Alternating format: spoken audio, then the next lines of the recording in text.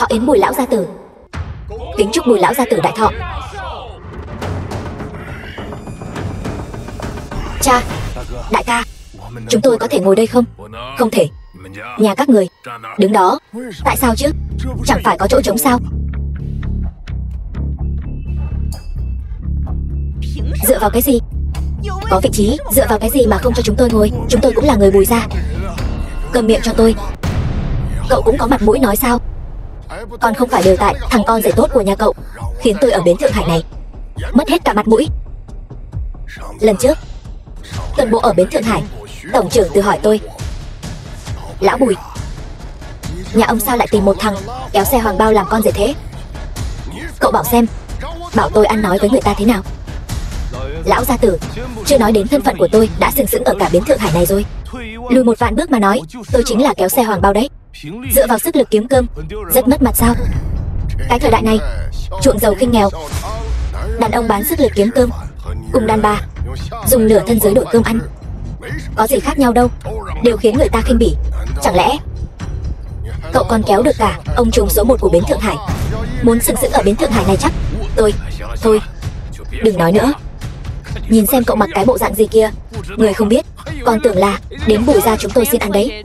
Vấn Thiên, đi, chúng ta về nhà. Không ở đây nữa, không. Chúng ta cứ ở đây. Lát nữa xem anh vả mặt bọn họ thế nào. Cho cậu mặt mũi rồi phải không? Bùi Khánh Vũ, cậu cùng với thằng con rể ngốc của cậu mau cút đi. Nếu có mạo phạm khách quý thì xin thứ lỗi. Coi chừng tôi sẽ xử lý anh. Lễ của Diều Bang đến. Thiếu bang chủ Diều Bang đến chúc thọ. Hoàng Trương, thiếu bang chủ Diều Bang chúc Bùi lão gia tử phúc như Đông Hải, thọ tỷ Nam Sơn. Tặng Bùi lão gia tử một gốc sâm núi Đông Doanh, một bộ ấm tử sa đỉnh cấp cảnh Đức Trấn của đế quốc Anh, bậc thầy đỉnh cấp chế tạo, một chiếc đồng hồ vàng lệ kim 2000 đại dương. Tốt, tốt lắm. Không hổ là thiếu bang chủ của Diều Bang, ra tay thật hào phóng. Lễ hậu hĩnh như vậy, cả bến Thượng Hải này e là không có thế lực nào có thể lấy ra được. Hoàng thiếu gia, xem ra mấy năm nay Diều Bang dưới sự dẫn dắt của Hoàng bang chủ phát triển thật tốt đẹp. Phụ thân tôi và tổng thanh tra bến Thượng Hải Từ Á Tiêu là anh em kết nghĩa từ khi giáo chủ biến mất. Hiện tại tất cả mọi việc đều do tổng trưởng Từ quản lý. Tổng trưởng Từ thống quản tuần bộ phòng, tung hoành bến Thượng Hải nhiều năm. Ngay cả người Tây ở Tô giới cũng phải khách khí với ông ta. Bản thân Diều Bang vốn đã thế lực lớn, thêm vào mối quan hệ với tổng trưởng Từ, đơn giản là như hổ thêm cánh. Bây giờ giáo chủ không xuất hiện, tổng trưởng Từ chính là trời của bến Thượng Hải này. Diều Bang có thể có mối quan hệ này với tổng trưởng Từ, thật khiến người ta ngưỡng mộ. Tôi biết mà, chiêu ca lợi hại nhất Khả Phỉ, hai người đây là bá phụ. Con vẫn quên chưa nói với bác, con và Khả Phỉ đã xác nhận quan hệ. Hôm nay đến đây, một là mừng thọ, hai là cầu thân. Hoàng thiếu, vậy sau này chúng ta đều là người một nhà. Thật sự là nằm mơ cũng không thể ngờ được, bang chủ tương lai của Diều Bang lại trở thành con rể của Bùi gia tôi rồi. Dễ nói thôi. Thôi xong rồi, lão đại bọn họ bây giờ lại leo lên được Diều Bang, nhà chúng ta e là càng khó ngóc đầu lên rồi. Em gái, thấy chưa, Hoàng thiếu gia lần đầu đến cửa đã tặng cho ông nội lễ mừng thọ quý trọng như vậy. Cái thằng kéo xe của cô ở Bùi gia 8 năm, một cọng lông cũng không nhổ được chứ gì. Đồ mất mặt xấu hổ. Mọi người nhìn xem, trưởng bối trong nhà mừng thọ, quà tặng còn không bằng 1/10 của Hoàng thiếu gia, còn có mặt mũi mà ngồi ở đây. Thì ra có mấy thứ này là có thể ngồi lên ghế của Bùi gia rồi. Láo xược. Vấn Thiên, đừng nói nữa. Yên tâm như yên, sau này anh sẽ không để em phải chịu uất ức nữa. Hôm nay cũng cho đám người này mở mang tầm mắt, cho cậu mặt mũi rồi phải không? Diệp Vấn Thiên, một thằng kéo xe hoàng bao cũng dám ở đây ăn nói ngông cuồng. Người này hình như là một thằng ở rể, thân phận hèn hạ như vậy, sao có thể đến trước mặt người khác tuyển loại người này làm rể? Bùi gia quả thực đã xui xẻo 8 đời rồi. Nghe thấy chưa, Diệp Vấn Thiên, cậu chỉ là một trò cười của Bùi gia thôi. Tôi thấy cô mới là trò cười lớn nhất. Bang của các người có mắt như mù. Cậu, tôi biết cậu chính là thằng Diệp Vấn Thiên, thằng phế vật của Bùi gia. Cậu nói mấy thứ tôi tặng là rác rưởi, vậy thì hôm nay cậu đã tặng món đồ gì vậy? Đúng vậy, cậu có thứ gì tốt lấy ra cho mọi người mở mang tầm mắt. Món quà tôi tặng, e rằng cả Diều Bang dốc hết gia sản cũng không tặng nổi đâu.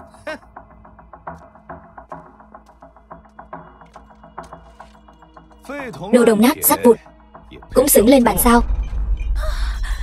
Cậu Vấn Thiên, anh làm cái gì vậy? Đồ hỗn trướng này, cậu muốn hại bỏ mạng nhà chúng tôi sao? Diệp Vấn Thiên, cậu thật có gan đấy.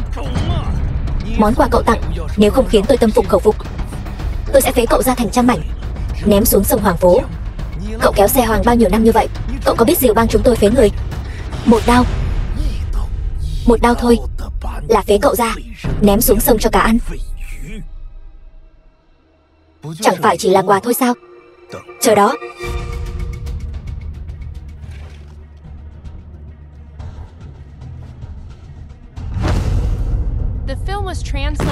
Đây chính là món quà mừng thọ tốt hơn mà cậu nói sao? Cậu tưởng đang ăn Tết sao? Đốt pháo hoa đấy sao? Vấn Thiên, anh điên rồi sao? 10, 9, 8. Đủ rồi. Còn chưa đủ mất mặt sao? Mau chóng xin lỗi Hoàng thiếu gia đi. 3, 2, 1. Diệp gia kinh đô đến.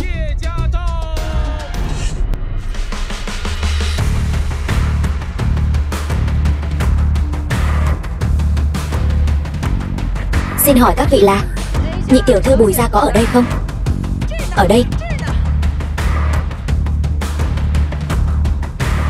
Diệp gia kinh đô đến đây tặng quà. Cái gì? Diệp gia kinh đô, đệ nhất đại gia tộc Long Quốc. Đúng, chị Lan tươi tốt ngàn năm, cầm sắt vui vầy trăm năm. Diệp gia kinh đô tặng lễ phục cưới của Hoàng thất Nhật Bất Lạc. Một bộ lễ phục cưới đẹp quá. Trên đời này thật sự có thứ đẹp đến vậy sao? Thương Hải Nguyệt Minh Châu Hữu Lệ, Lam Điền Nhật Noãn Ngọc Sinh Yên. Diệp gia kinh đô tặng cùng một phô mỹ ngọc chất liệu tương đương Hoa Thị Bích. Đây là thứ ngay cả đế vương thời xưa cũng khó mà tìm được. Chân phẩm mỹ ngọc, Lâu Biên Nhân Tự Nguyệt, Hạo Bản Ngưng Sương Tuyết. Diệp gia kinh đô tặng lễ kim 3 vạn đại dương, 6 dương, kim thỏi. Chuyện này không thể nào. Phải biết rằng 3.000 đại dương là có thể khiến người ta cả đời áo cơm không lo rồi. Cái này lại có tận 3 vạn. Đồ họa thuyền quyên truyền hải đảo, thi ca yểu điệu cập Hà Châu, phiên tiên kỷ độ nghe thường vũ, giao kiến tiên trà phiếm đầu nghiêu.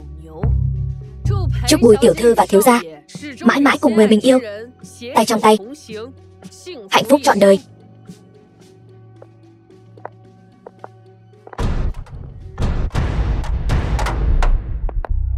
Cuối cùng, bảo vật này không phải là do Diệp gia kinh đô tặng, hôm nay mang đến chỉ là để trả lại chủ cũ.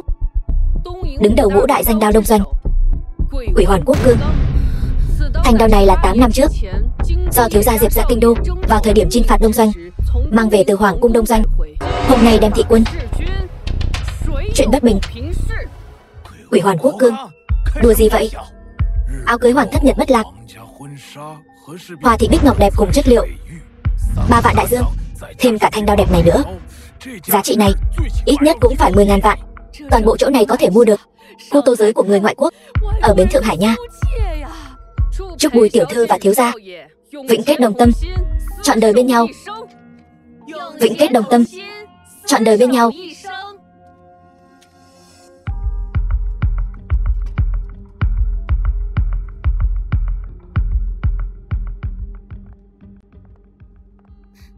Vấn Thiên, những thứ này thật sự đều là anh tặng cho em sao? Không thể nào. Bùi Như Yên, cô bớt ở đó mà nằm mơ đi. Cậu ta là một thằng kéo xe thối tha, dựa vào cái gì mà khiến người ta mang những thứ đồ bừng này đến chứ? Đúng, Diệp Vấn Thiên kéo xe hoàng bao 8 năm trời, cái nghề thấp hèn như vậy không thể nào tặng được loại quà cấp bậc này. Đúng, những món quà này chắc chắn không hề liên quan gì đến cậu ta. Vừa rồi tôi nghe được món quà này là tặng cho Bùi tiểu thư và thiếu gia Diệp gia ở kinh đô. Chẳng lẽ cô muốn nói Diệp Vấn Thiên chính là thiếu gia của kinh đô sao? Quả thật, Diệp gia kinh đô sắp sửa tiến vào bến Thượng Hải. Nhưng vị đại nhân vật kia là loại phế vật như cậu có thể với cao được sao? Đúng vậy, chỉ có những người như Hoàng thiếu gia mới có thể quen biết với vị đại nhân vật kia. Cậu tính là cái thá gì? Đúng không Hoàng thiếu gia? Hoàng mộ bất tài. Nhiều năm trước, theo gia phụ ở kinh đô, may mắn được gặp vị đại nhân Diệp gia thiếu gia một lần. Sao tôi không biết? Tôi từng gặp cậu nhỉ? Hoàng thiếu gia, cái tên phế vật này sao có thể là Diệp gia thiếu gia được? Đừng nghe cậu ta ở đó nói bậy bạ. Nhất định là Diệp gia thiếu gia có quan hệ tốt với cha anh, biết chúng ta sắp đính hôn rồi nên mới gửi những món quà này đến. Đúng. Tốt quá. Có tuần bộ phòng và song trọng che chở của Diệp gia kinh đô, sau này ở bến Thượng Hải này còn ai dám so vai với Diệu Bang nữa chứ? Có phải không? Đúng vậy. Phỉ Nhi có thể gả vào một gia đình tốt như vậy, ta cũng yên tâm rồi. Tiểu Phỉ, chẳng phải em vẫn luôn muốn tổ chức một buổi hôn lễ kiểu phương Tây sao? Chiếc váy cưới này là do Diệp gia ở kinh đô thiết kế, tặng cho em đấy. Ngày đính hôn em mặc nó vào, nhất định sẽ đẹp lắm. Em biết ngay mà. Chiêu ca đối với em là tốt nhất. Các người đúng là mặt dày thật đấy. Các người không nghe người ta nói sao? Những thứ này là tặng cho nhị tiểu thư Bùi gia. Cô là nhị tiểu thư sao? Cậu đồ không có mắt. Đây không phải là chỗ cho cậu lên tiếng. Đại bá, vậy theo ý của các người, thiếu gia Diệp gia ở kinh đô là bạn của cha Hoàng Chiêu, nhưng ai lại đi tặng váy cưới cho con trai của bạn mình chứ? Đúng vậy, cha của Hoàng Chiêu mới là bạn của thiếu gia. Vậy chẳng lẽ lại để cha Hoàng Chiêu cưới Bùi Khả Phỉ sao? Chuyện giữa những người đàn ông chúng tôi, mấy người đàn bà các cô biết cái quái gì? Tóc dài óc ngắn. Các người chưa từng nghĩ đến những thứ này là Diệp gia dùng để lấy lòng tôi sao?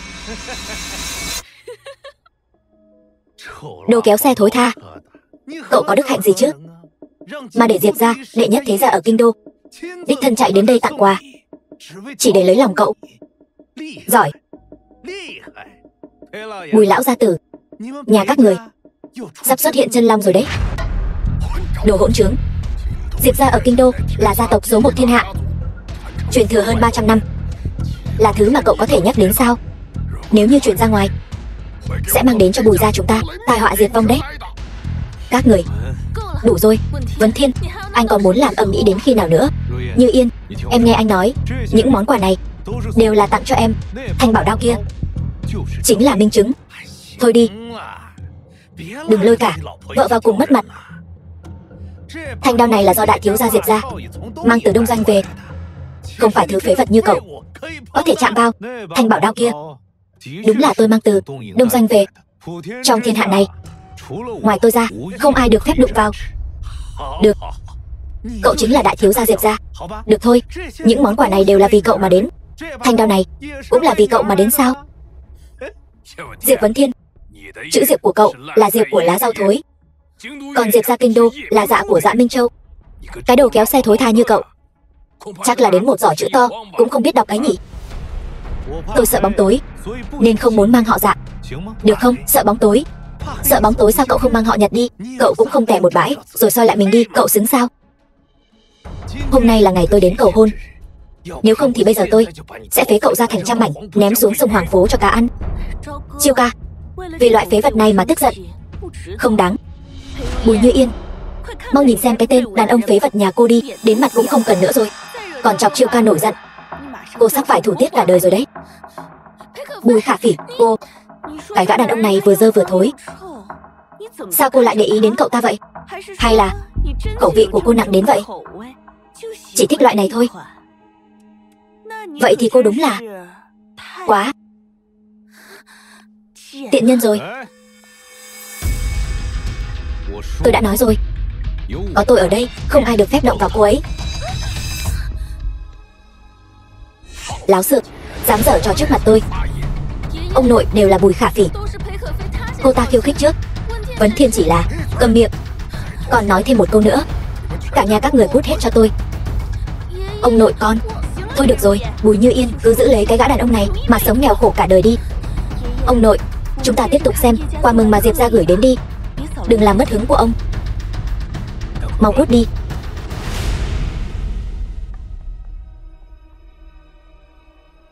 Quỷ Hoàn Quốc Cương, đứng đầu ngũ đại quốc bảo đao của Đông Doanh. Bảo đao cấp thần thoại đấy. Hoàng thiếu gia, mau mở ra xem đi. Được, vậy thì tôi xin phép không khách sáo. Chờ đã, cậu có tư cách chạm vào nó sao? Đây là Diệp gia tặng cho tôi và Khả Phỉ. Đến lượt cậu, chỉ trỏ khi nào vậy?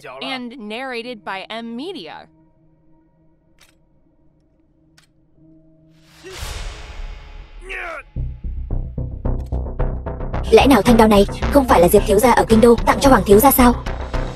Sao anh ta lại không rút ra được chứ? Liệu có khả năng nào thanh đao này không nhận chủ nhân này không? Năm đó thanh đao này là tôi ở Đông Doanh, liệu bỏ mạng đoạt lại được? Ngoài tôi ra, không một ai có thể rút ra được. Cậu chỉ là một tên kéo xe tay thối tha, còn từng đến Đông Doanh nữa cơ đấy. Nực cười. Chiêu ca, hình như trên vỏ đao này có một cái cơ quan, là mật mã. Chiêu ca, anh xem này. Sự sắp xếp của những mật mã này hình như là một ngày tháng. Tiểu Phỉ, vẫn là em thông minh. Nhất định là sinh nhật của tôi. Các vị, xin chớ nóng vội.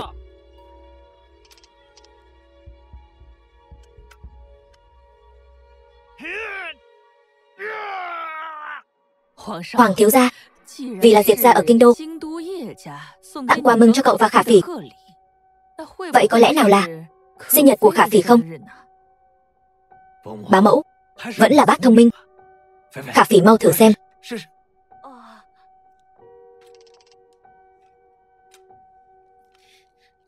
Để anh giúp em, đến đây cùng nhau.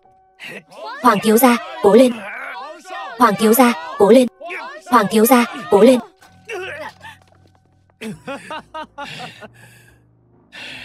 Vấn Thiên, thanh bảo đao này là thứ mà lũ gà đất như các người có thể mơ tưởng đến sao?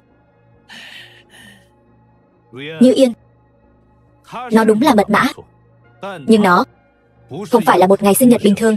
Đằng sau nó ghi lại một đoạn hận thù máu lửa của hàng tỷ người Long Quốc. Chính xác mà nói là một ngày quốc tang.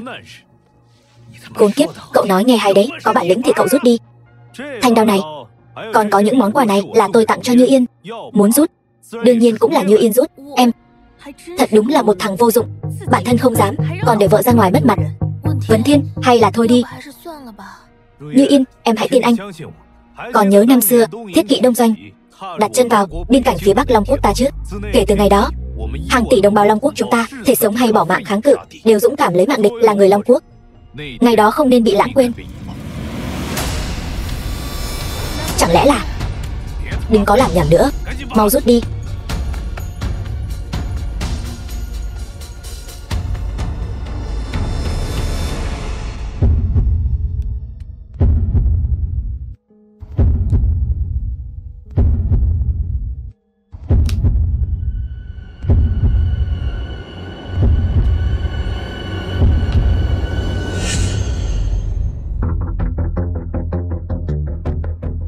Giả bộ làm ra vẻ. Tôi còn tưởng cậu có bản lĩnh gì. Đồ vô dụng. 3 năm trước cậu đã lừa dối Như Yên, nói cậu là giáo chủ. Hôm nay còn ăn nói sảng bậy. Mẹ, đừng nói nữa.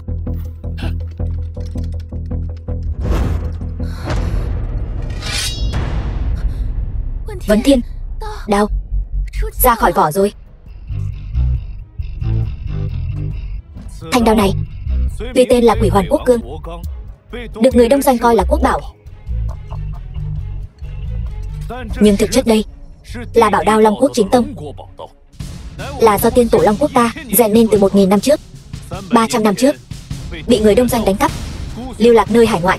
8 năm trước, khi Diệp mỗ này chinh phạt Đông Doanh, đã đoạt lại thanh đao này, trả lại tôn nghiêm cho Long Quốc ta.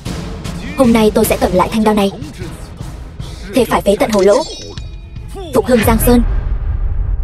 Khánh Vũ, mau nhìn, đao rút ra rồi. Thấy rồi, là đao của Vấn Thiên. Như Yên, thanh bảo đao này và những món quà này đều là tặng cho em, còn bọn họ không xứng. Cậu cầm miệng. Vấn Thiên, đây là thật sao? Anh thật sự là thiếu gia Diệp gia sao? Đã không phải nữa rồi, nhưng em yên tâm, Diệp gia bây giờ chỉ xứng cúi đầu. Rốt cuộc là chuyện gì vậy? Có một số chuyện tạm thời anh không thể nói cho em biết, sau này anh sẽ từ từ giải thích cho em. Tôi biết, chỉ nhờ thanh đao này và những món quà này còn chưa đủ để mọi người tin phục. Tháng sau, tôi sẽ ở khách sạn sang trọng nhất của bến Thượng Hải tổ chức cho Như Yên một hôn lễ long trọng bậc nhất. Đến lúc đó, cả Thượng Hải sẽ biết được tâm ý của tôi. Đến thời điểm đó, các người sẽ biết tầm nhìn của bản thân thiện cận đến mức nào.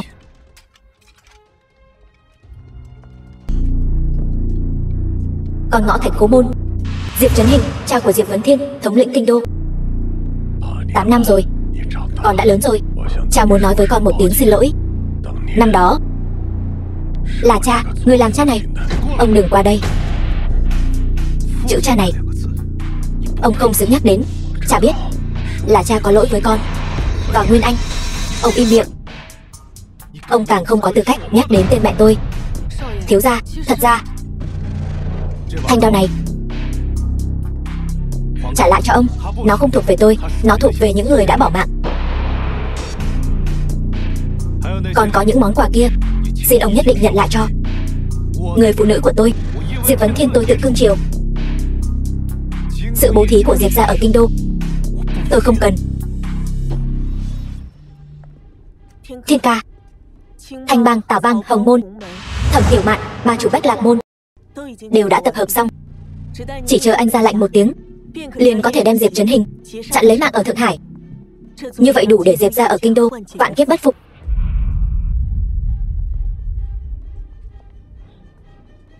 Thiên ca, thế lực ở Thượng Hải đêm nay gần như đều đã đến. Anh cứ hạ lệnh đi. Không cần. Giáo chủ, ông ta là người mẹ tôi yêu nhất. Dù sao đi nữa cũng là cha ruột của tôi. Tha cho ông ta đi. Tiểu Mạn, tháng sau tôi sẽ ở Thái Bình Thịnh Thế tổ chức bù cho Như Yên một buổi thịnh thế hôn lễ. Cô giúp tôi chuẩn bị đi. Sao vậy? Có vấn đề gì sao? Ông chủ tề của Thái Bình Thịnh Thế rất quen với tôi. Tôi nói với anh ta một tiếng là được. Vậy hôn lễ sẽ do nhà thiết kế hàng đầu Long Quốc, đại sư giám bảo Trương Khải Dịch tự mình bố trí. Cô thu xếp thì tôi yên tâm. Ngoài ra, gần đây Thượng Hải có chút không yên bình. Có cần yên tâm, tôi tự sẽ xử lý.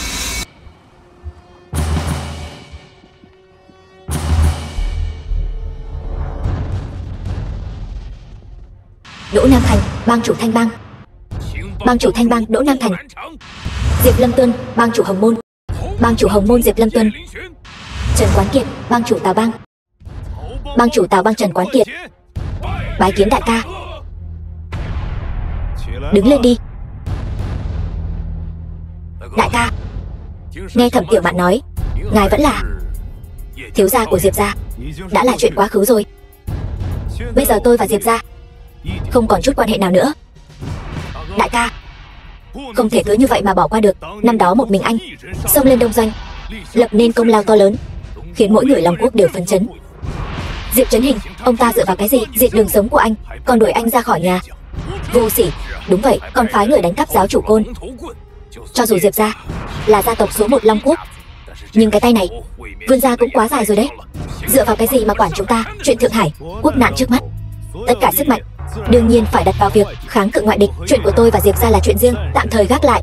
Việc cấp bách trước mắt là chỉnh hợp lại toàn bộ sức mạnh của Thượng Hải, cùng nhau chống lại ngoại xâm. Tôi thấy đại ca nói đúng, hiện giờ Long Quốc yếu kém, 4 bề thọ địch, không phải lúc để đấu đá nội bộ. Sao chỉ có mấy người các cậu lão ngũ đâu? Có chuyện gì thì nói đi. Sau khi ngài biến mất không lâu, Giang Thiếu Khanh đã đầu quân cho Đông Doanh, giúp Đông Doanh làm việc. Long Môn Bang quy điều thứ nhất, kẻ bán nước cầu vinh, bỏ mạng dưới vạn đao. Giang Thiếu Khanh không muốn sống nữa rồi sao? Hiện giờ tô giới Thượng Hải mọc lên sàn sát. Cái gì mà đế quốc mặt trời không bao giờ lặn, đế quốc Pháp, đế quốc Mỹ ở Thượng Hải ngang ngang ngang ngược, không ai dám quản. Đáng hận nhất chính là bọn Đông Doanh mở sòng bạc bán thuốc viện, ép lương dân làm kỹ nữ, tàn bạo vô độ. Giang Thiếu Khanh đang giúp đỡ người Đông Doanh làm việc. Giáo chủ côn ở đây, kẻ bán nước cầu vinh, lấy mạng tượng trưng cho quyền lực tối cao ở bến Thượng Hải. Giáo chủ côn, đại ca, ngài muốn trở về vị trí trọng trưởng Long Môn sao?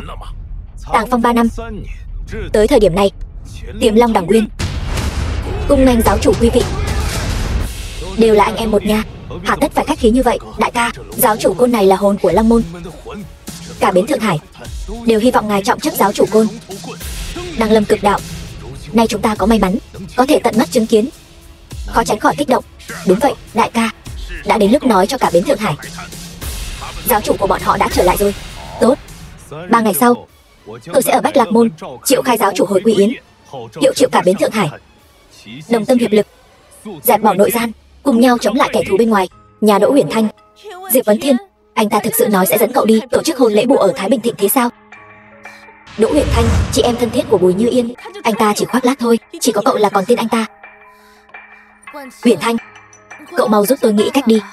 Chuyện vừa nãy nói với cậu, chuyện của Vương Kha đó, rốt cuộc phải làm sao đây? Vương Kha cậu còn không biết sao? Vẫn luôn thích cậu đấy. Người ta bây giờ ở tuần bộ phòng, đúng là thiên thời địa lợi nhân hòa. So với cái tên Diệp Vấn Thiên kia, mạnh hơn cả vạn lần. Nếu tôi là cậu, tôi đã đá văng Diệp Vấn Thiên từ lâu rồi. Chọn Vương Kha. Vấn Thiên làm sai đến đâu? Cũng là vì tôi. Tôi sao có thể vì những chuyện này mà vứt bỏ anh ấy được chứ? Anh ta, cậu còn không biết sao, chính là giả vờ, thích nói năng lung tung. Cậu đó, tôi biết nói gì với cậu đây, nhớ cho kỹ. Năm đó là cậu cứu anh ta. 8 năm rồi, còn nói những điều này làm gì? Tôi và anh ấy cả đời này chắc chắn là không thể tách rời được. Cậu không tách rời được, tôi sẽ thay cậu giải quyết. Tôi sao có thể để bạn thân nhất của tôi lãng phí thời gian vào cái loại Diệp Vấn Thiên, đồ đàn ông rác rưởi đó chứ? Ngày mai tôi sẽ thay cậu đá anh ta. Bùi ra. Như Yên, tối hôm qua em đi đâu vậy? Anh lo cho em lắm đó.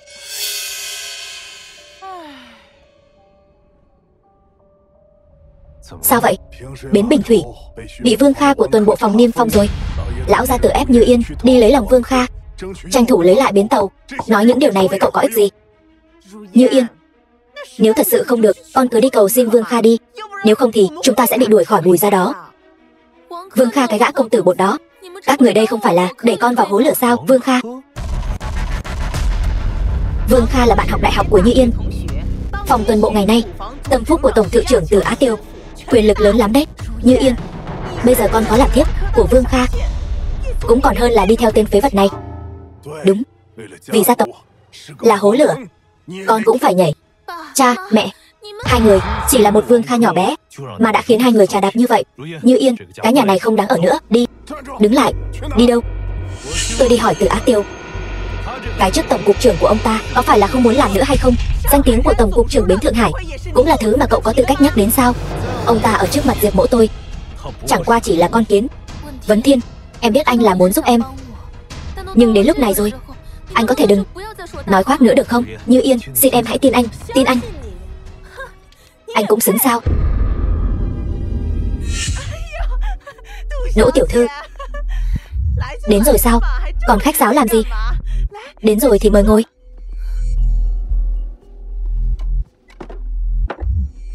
Diệp Vấn Thiên, cậu còn đứng đó làm gì? Mau rót trà đi chứ. Bá mẫu không cần khách sáo, cháu chỉ qua ngồi một lát thôi. Đỗ tiểu thư, gần đây Bùi gia có nhiều chuyện vặt, ít qua lại với Đỗ bang chủ rồi. Thanh Bang nhiều việc, cháu còn ít khi gặp được anh trai mình nữa là Thanh Bang. Đỗ Nam Thành sao? Cầm miệng, tên của Đỗ bang chủ cũng là thứ mà một người ở như cậu được gọi thẳng ra sao? Mẹ, mẹ nói gì vậy? Anh ấy là chồng con, không phải người ở. Một người kéo xe hoàng bao, tình cờ có may mắn kéo qua anh trai tôi thì đó cũng là chuyện rất bình thường thôi. Mà có kéo hay không thì tôi không biết, nhưng tôi biết anh ta ở trước mặt tôi phải tôn xưng tôi một tiếng đại ca. Diệp Vấn Thiên, anh lại dám ở trước mặt tôi sỉ nhục anh trai tôi. Anh muốn bỏ mạng. Cô sỉ nhục đại ca của anh trai cô. Tôi thấy cô mới là không biết trời cao đất dày. Bây giờ cô gọi Đỗ Nam Thành đến trước mặt tôi thử xem. Vô sỉ, một thằng kéo xe hoàng bao thối tha cũng xứng quen biết anh trai tôi sao? Vấn Thiên, anh làm loạn đủ chưa?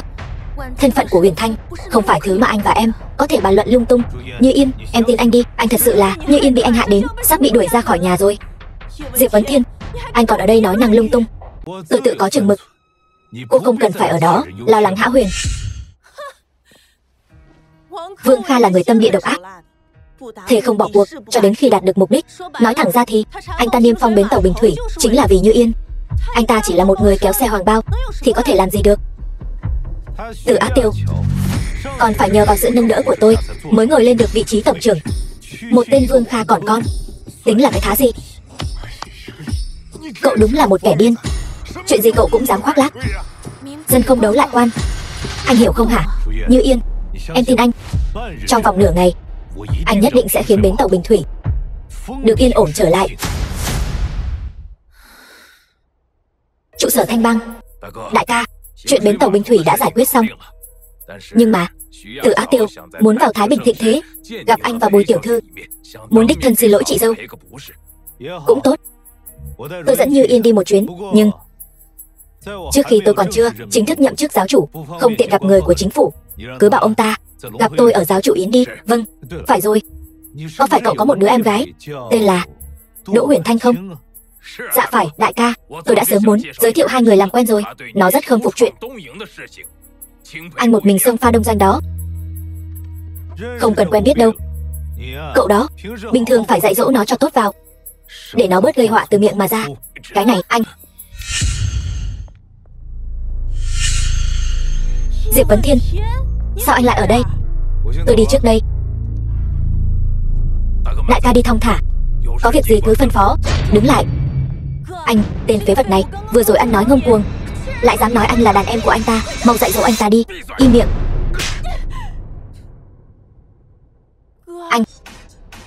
Anh đánh em. Anh đánh em thì sao? Anh đã dạy em thế nào hả? Đến một chút quy củ cũng không hiểu. Anh cười cái quái gì? Nếu không phải để mặt Như Yên, tôi đã sớm lấy mạng anh rồi. Em còn dám ăn nói ngông cuồng nữa, tin anh đánh bỏ mạng em không? Anh từ nhỏ đến lớn có đánh em bao giờ đâu. Bây giờ anh lại vì một thằng kéo xe hoàng bao mà đánh em. Im miệng. Còn nói thêm một câu nữa thì Thanh Bang chúng ta không giữ được đâu. Em có biết rốt cuộc anh ta là ai không? Tôi kéo xe hoàng bao thì sao? Tôi kéo xe hoàng bao thì đáng bị cô ức hiếp sao? Đương nhiên, kéo xe hoàng bao thì là số hèn. Anh đã kéo xe hoàng bao rồi, còn mong chúng tôi tôn trọng anh sao? Đứa em gái này của cậu đó đúng là nên dạy dỗ lại cho tốt. Đại ca đừng giận mà. Anh tính là cái thá gì chứ? Cũng xứng đến dạy dỗ tôi sao? Chuyện này tôi với anh chưa xong đâu. Anh cứ đợi đấy cho tôi. Đủ rồi. Em tốt nhất nên ở đây tự kiểm điểm lại đi.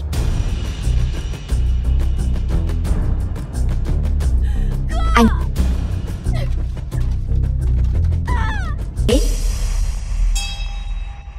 Vấn Thiên, anh gấp gáp đưa em đến đây làm gì? Tề Thiên Nhất, ông chủ Thái Bình thịnh thế, năm đó là thủ hạ của anh. Ngoài ra, tổng trưởng Sở Thượng Hải Từ Á Tiêu, hôm nay đây, ở đây cũng có một buổi tiệc rượu. Bọn họ năm đó đều đã từng chịu ân huệ của anh. Em vào trong, cứ việc báo tên anh là được. Thật hay giả vậy? Không thành vấn đề. Yên tâm đi.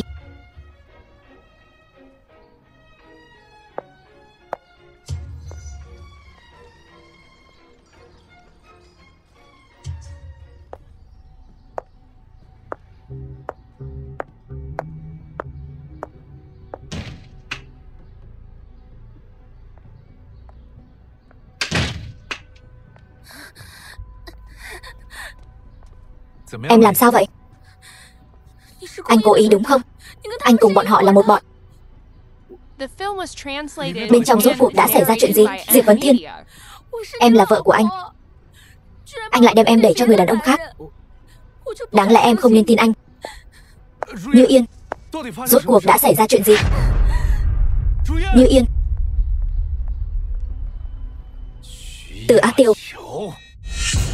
Từ Á Tiêu, cút ra đây cho tôi. Diệp Vấn Thiên, anh là ai? Lại dám gọi thẳng tên húy của Vương Kha, tuần bộ Thượng Hải. Tổng trưởng đại nhân, cậu chính là tay sai của Từ Á Tiêu, Vương Kha đúng không?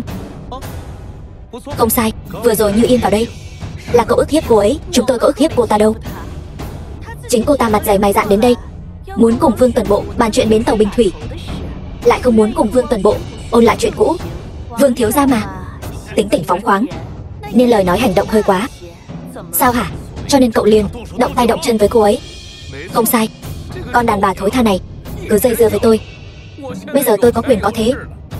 Đừng nói là sờ soạn cô ta vài cái, cho dù làm nhục cô ta thì đã làm sao nào.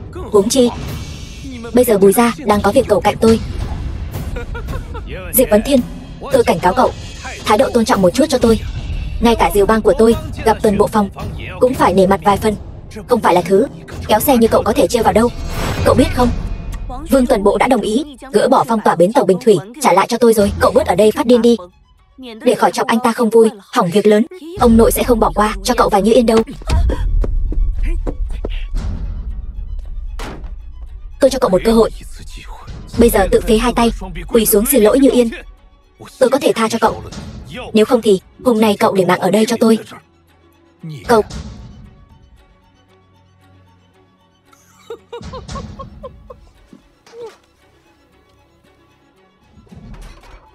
Tên phế vật không biết điều.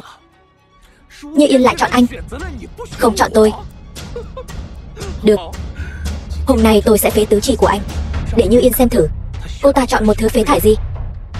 Người đâu? Phế gãy tay chân, ném ra ngoài cho chó ăn. Lên.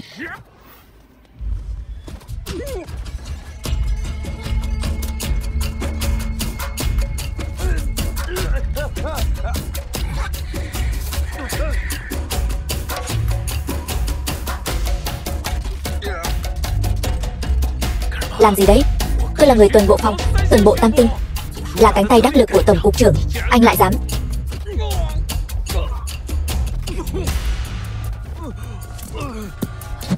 Diệp Vấn Thiên, cậu lại dám đánh Vương tuần bộ. Cậu muốn hại bỏ mạng Bùi ra sao? Cút, đi thôi, tránh rước họa vào thân.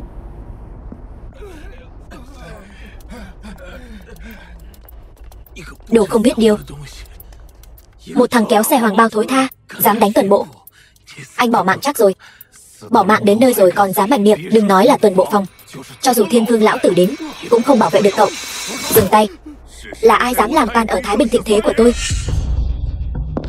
Tề Thiên Nhất, ông chủ Thái Bình Thịnh Thế.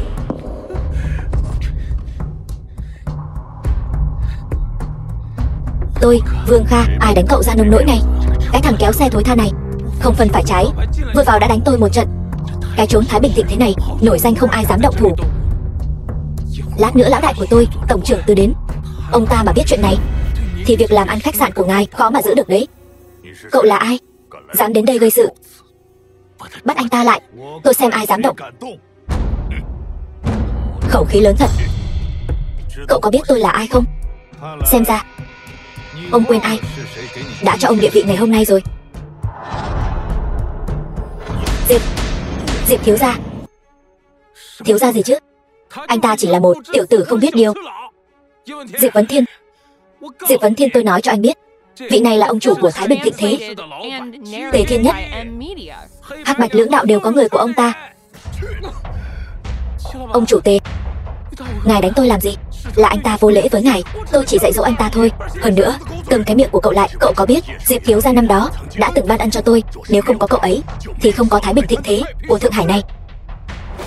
Thiếu gia giá đáo, có sự thiếu sót trong việc đón tiếp, xin ngài thứ tội. Niệm tình năm xưa, hôm nay tạm tha cho ông cái tội mạo muội. Tạ thiếu gia khai ân. Nhưng người này... Ông chủ Tề, còn không mau qua đây quỳ xuống tạ tội. Nhanh lên. Diệp thiếu gia, là tôi có mắt không tròng, tôi đáng bỏ mạng, xin ngài tha cho tôi. Cậu đúng là đáng bỏ mạng. Tề Thiên Nhất, lôi cậu ta ra ngoài cho tôi. Về đi. Đi. Đi. Cậu Diệp Vấn Thiên, anh đừng quá đáng. Tôi nể tình anh và ông chủ Tề là người quen cũ, tôi mới thật lòng xin lỗi anh. Anh lại muốn lấy mạng tôi. Anh có biết tôi là ai không? Tôi đây chính là con nuôi của tổng trưởng Từ Á Tiều. Ai dám động vào con nuôi của tôi? Dừng tay. Từ Á Tiều, tổng cục trưởng của Thượng Hải. Ở Thượng Hải này, ai dám động vào con nuôi của tôi? Cha nuôi. Cuối cùng thì cha cũng đến. Cái thứ phế vật này vào Thái Bình Thịnh Thế lại dám ăn nói ngông cuồng, không coi cha ra gì. Lấy mạng anh ta đi. Là ai to gan lớn mật đến vậy? Muốn bỏ mạng sao? Chờ đã. Ông có biết họng súng của ông đang chĩa vào ai không? Lão tự mặc kệ cậu ta là ai. Ai dám động đến một sợi tóc của con nuôi tôi, dù cậu ta là Thiên Vương lão tử, lão tử cũng không để vào mắt. Từ đại cục trưởng, nếu là tôi thì sao? Một thằng kéo xe hôi hám như anh còn lớn hơn được cả Thiên Vương lão tử chắc. Bây giờ tôi sẽ lấy mạng anh. Cha nuôi, cha đánh con. Là anh ta không coi cha ra gì. Anh ta muốn lấy mạng con. Nghịch tử, câm miệng cho cha. Con có biết họng súng con vừa chĩa vào ai không? Bỏ xuống. Cậu ấy là giáo chủ lão đại của Thượng Hải. Từ Á Tiêu, trong mắt còn có tôi là giáo chủ này không? Tổng trưởng tuần bộ phòng Thượng Hải, Long môn tín thủ Từ Á Tiêu, bái kiến giáo chủ. Đứa con tốt của ông vô cớ niêm phong sản nghiệp của Bùi gia, còn vọng tưởng động vào phu nhân tôi, thậm chí còn động tay động chân với cô ấy. Ông nói xem có đáng bỏ mạng không? Cái gì? Nghịch tử, con xem đã làm ra chuyện tốt gì này, con đáng bỏ mạng lắm con biết không? Còn không mau quỳ xuống. Cha nuôi, con không cố ý. Con không biết anh ấy là giáo chủ của Thượng Hải. Con cũng không biết Bùi Như Yên là người của giáo chủ. Giáo chủ, đứa con này tội ác tại trời. Xin thứ cho Từ Á Tiểu tôi quản giáo không nghiêm, tùy giáo chủ xử trí. Tôi sai rồi. Tôi quỳ xuống.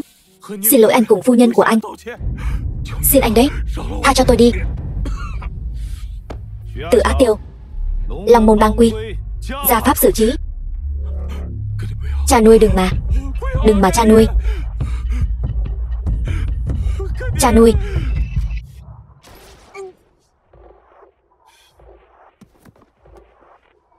Chuyện này coi như bỏ qua đi. Từ Á Tiêu, trước mặt đại điển giáo chủ trở về, ông nên biết phải làm gì chứ.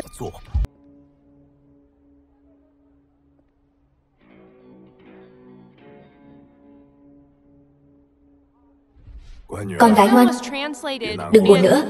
Theo kinh nghiệm của cha thấy, Diệp Vấn Thiên chắc chắn là có người khác ở bên ngoài rồi, nên mới để lại cái trò không từ mà biệt này.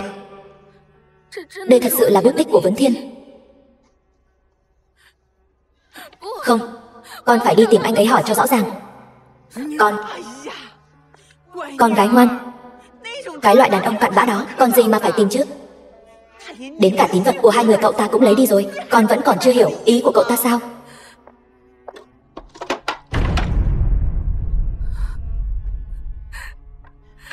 Ngọc bội kia biến mất rồi.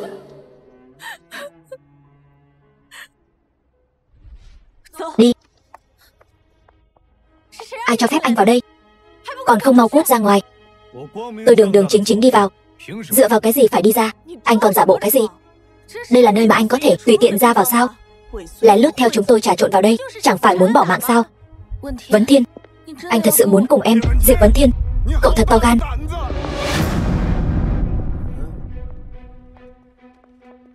Như Yên, đại bá và đại nương của con, còn có cả chị họ con, bị người ta đánh trọng thương. Cái gì? Đều là do Diệp Vấn Thiên, cái đồ vong ân bội nghĩa đó. Cậu ta tiêu tiền của con, còn sau lưng con gian díu với người phụ nữ khác, bị người nhà đại bá con bắt gặp. Bọn họ tức giận, nói cậu ta vài câu, mà cậu ta đã ra tay độc ác như vậy. Nhà chúng ta nuôi cậu ta bao nhiêu năm như vậy, sau khi ly hôn với con, lập tức bộc lộ bản tính. Từ nay về sau, không cho phép con qua lại với cậu ta nữa. Những gì họ nói đều là thật sao? Là do Bùi Khả Phỉ làm rơi ngọc bội của anh thật sự cùng người phụ nữ khác? Anh không có. Anh câm miệng đi. Anh còn có chút lương tâm nào không? Đó chính là người nhà của Như Yên đó. Cho dù có hiểu lầm gì, không thể nói chuyện cho đàng hoàng sao? Sao có thể động tay đánh người chứ? Trước khi cô tùy tiện chỉ trích người khác, có thể làm rõ đầu đuôi sự việc được không? Em thật không ngờ anh lại là loại người như vậy. Anh tìm người phụ nữ khác cũng thôi đi, tại sao còn muốn báo thù người nhà của em, Như Yên? Em vẫn là không tin anh. Anh trong mắt em lại ti tiện đến vậy sao? Không sai, anh vừa rồi chính miệng thừa nhận rồi còn gì. Anh bây giờ lập tức đến bệnh viện. Xin lỗi người nhà đại bá. Xin lỗi. Muốn xin lỗi cũng phải là bọn họ xin lỗi anh mới đúng.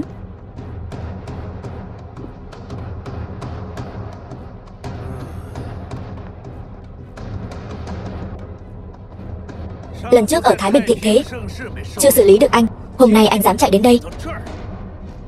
Hôm nay các danh lưu Thượng Hải tề tựu, một thằng kéo xe hôi hám như anh cũng dám chạy đến đây. Anh thật sự không sợ bỏ mạng sao? Tôi sợ bỏ mạng. Cậu đi hỏi thử Từ Á Tiểu xem, buổi tiệc tối nay nếu không có tôi, ông ta dám bắt đầu sao? Anh điên rồi, Vấn Thiên.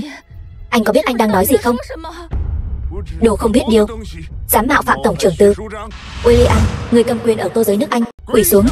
Quỳ xuống sao? Ông ta không xứng. Người cầm quyền ở tô giới nước Anh. Raphael, người cầm quyền ở tô giới nước Pháp, không đủ tư cách. Vậy tính thêm cả người cầm quyền ở tô giới nước Pháp này nữa thì sao? Không xứng. Thật thú vị. Thêm cả tô giới nước Mỹ nữa thì thế nào? Smith, người cầm quyền ở tô giới nước Mỹ chỉ là mấy người ngoại quốc mà thôi, còn kém xa lắm. Vấn Thiên, ba vị này chính là quyền thế ở tầng lớp cao nhất, đại diện cho cả Thượng Hải này. Bọn họ chỉ cần một câu nói là có thể diệt đường sống của anh nhất định phải chọc thủng trời sao? Sao lại không thể? Bây giờ không phải lúc đấu khí với em. Mau xin lỗi bọn họ đi. Anh đã nói rồi, bọn họ không xứng. Diệp Vấn Thiên, anh muốn bỏ mạng thì cứ bỏ mạng đi, đừng liên lụy tôi và Như Yên. Bọn họ không xứng. Vậy thì thêm vào Diều Bang của Thượng Hải tôi nữa thì sao? Diều Bang. Không sai. Diều Bang của tôi sẽ ở đại điển tối nay, gặp mặt trực tiếp với giáo chủ trong truyền thuyết. Diều Bang của tôi sẽ một bước lên trời, cùng hưởng vinh quang. Bây giờ anh cảm thấy tôi còn đủ tư cách không? Nghe nói vị kia chính là thần thoại của Thượng Hải. Tất cả mọi người phải nghe theo mệnh lệnh của anh ta. Diều Bang trong mắt tôi thì tính là cái thá gì?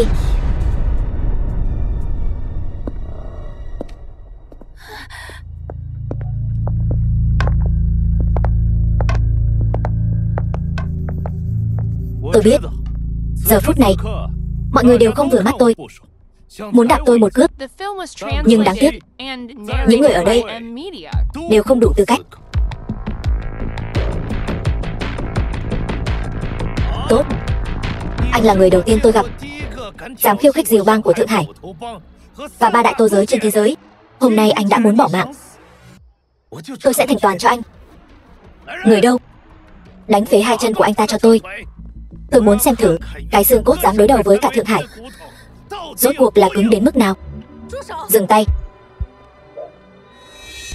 Ăn nói ngông cuồng như vậy, sống chán rồi sao?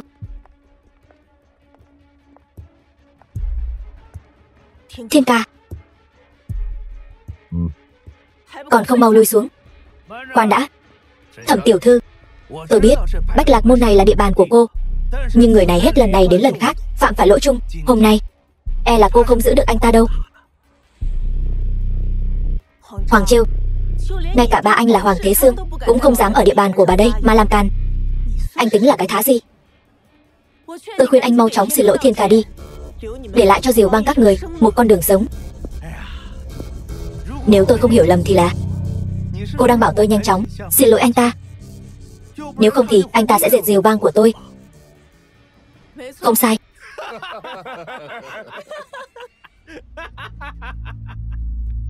Lợi hại. Đừng nói đến việc Diều Bang của tôi hôm nay được gặp mặt với vị đại nhân trên vạn người kia, chỉ bàn đến 2.000 mấy trăm huynh đệ của Diều Bang của tôi, nhìn khắp cả Thượng Hải này, ai có thể diệt được chúng tôi? Huống chi cha tôi với tổng trưởng Từ còn là kết nghĩa Kim Lan. Một tên kéo xe như anh ta có năng lực gì mà diệt được Diều Bang của tôi chỉ bằng cái miệng thối tha này thôi sao? Đồ không biết điều. Cô dám đánh tôi? Đánh thì đánh rồi. Có điều nửa câu đầu của cậu nói không sai. Diệt Diều Bang của cậu động miệng là được. Tiểu Mạn, thông báo cho lão Tam triệu tập cuộc gặp mặt sớm hơn với Hoàng Thế Sương, bảo ông ta trong vòng 5 phút cút đến đây gặp tôi. Hoàng bang chủ, trụ sở Diều Bang, ông ở tô giới gây ra nhiều chuyện như vậy, ông định tạ tội với giáo chủ thế nào đây? Hoàng Thế Sương, bang chủ Diều Bang, ba của Hoàng Chiêu. Chỉ cần giáo chủ tha thứ cho tôi, bất kể là hình phạt gì, tôi đều nhận hết. Giáo chủ thúc tôi rồi.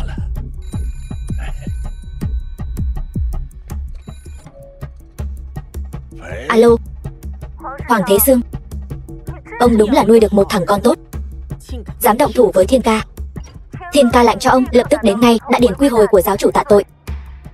Trong 5 phút không thấy người, Diều Bang bị tiêu diệt. Tạ tội sao? Thẩm tiểu thư, rốt cuộc là chuyện gì thế này?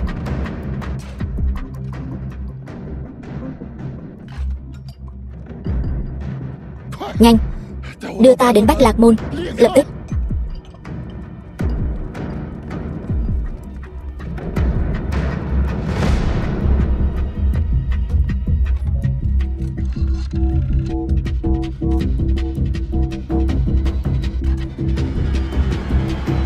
Gia chủ đã an bài ổn thỏa theo lời ngài dặn.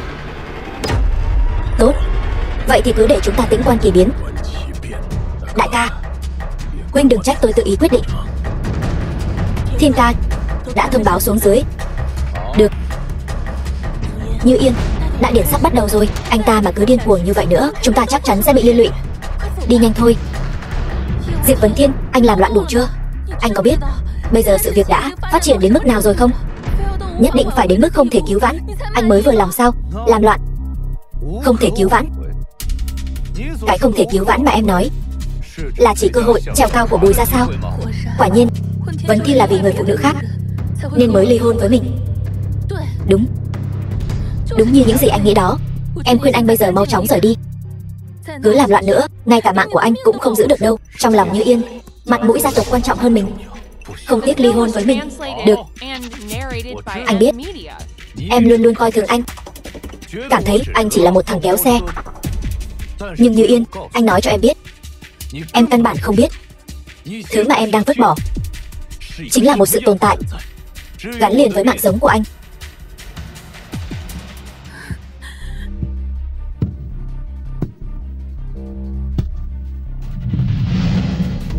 Hôm nay tôi cứ ngồi ở đây, tôi ngược lại muốn xem thử chư vị có mặt ở đây, có ai có thể lấy mạng của tôi. Khẩu khí thật lớn.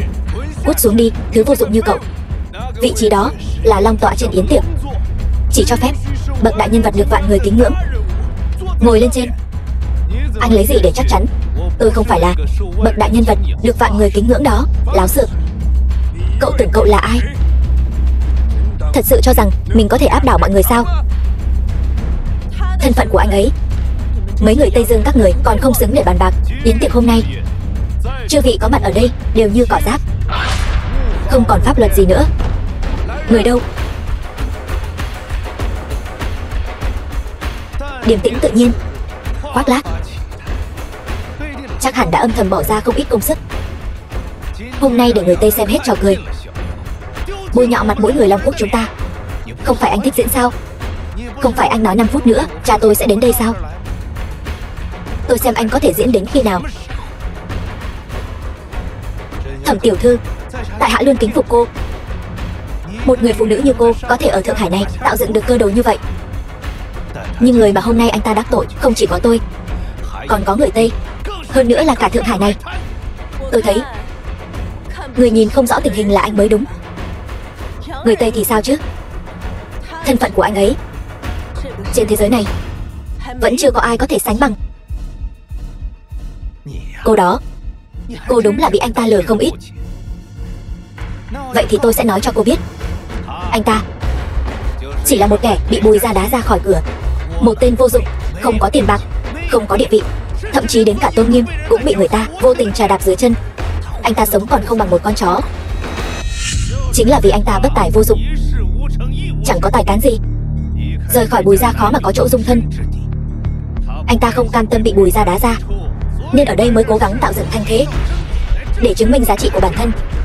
Đáng tiếc Bùi Gia đã sớm nhìn thấu anh ta bùn loãng không trát nổi tường, nên anh ta cầu mà không được. Ôm hận trong lòng, lén lút quan hệ với người khác, sau lưng vợ cũ lại còn ra tay đánh bị thương người nhà vợ cũ. Thậm chí còn ở ngay trong buổi tiệc này ăn nói ngông cuồng. Chẳng qua là thấy Bùi Gia sắp sửa nhận được sự giúp đỡ của trưởng phòng tư để tiến lên một vị trí cao hơn. Cái tài tự cho mình là đúng của cậu thật khiến tôi mở rộng tầm mắt. Diệp Vấn Thiên, ở đây có rất nhiều nhân vật lớn của Thượng Hải, ai mà không nhìn ra cái tâm tư thấp kém của anh chứ? Ra là vậy. Đây chính là nguyên nhân hôm nay anh nhiều lần làm điều ngang ngược. Diệp Vấn Thiên, em không ngờ anh lại là người như vậy. Tại sao? Anh nói gì em cũng không tin, người khác nói gì em cũng tin. Anh còn nhắc đến Như Yên. Ai cho anh cái mặt đó? Bùi Gia nuôi không công anh 8 năm, anh có xứng với Như Yên không? Là tôi có lỗi với cô ấy, cũng chưa đến lượt cô chỉ trỏ. Đủ rồi Diệp Vấn Thiên, anh còn thấy chưa đủ mất mặt sao? Em ở bên anh 8 năm, em chưa từng chê bai anh điều gì. Vậy mà anh lại lén lút sau lưng em. Chị Như Yên, sao chị có thể nói Thiên ca như vậy? Chị thật sự hiểu lầm anh ấy rồi. Cô ta chính là người mới của anh, đúng không? Em hiểu rồi. Để tình nghĩa vợ chồng, chỉ cần anh chịu dừng tay xin lỗi, Em sẽ sử dụng tất cả tài nguyên của Bùi gia, cố gắng bảo toàn tính mạng của anh hết mức có thể. Đây là điều cuối cùng em có thể làm cho anh. Như Yên, em hiểu lầm rồi.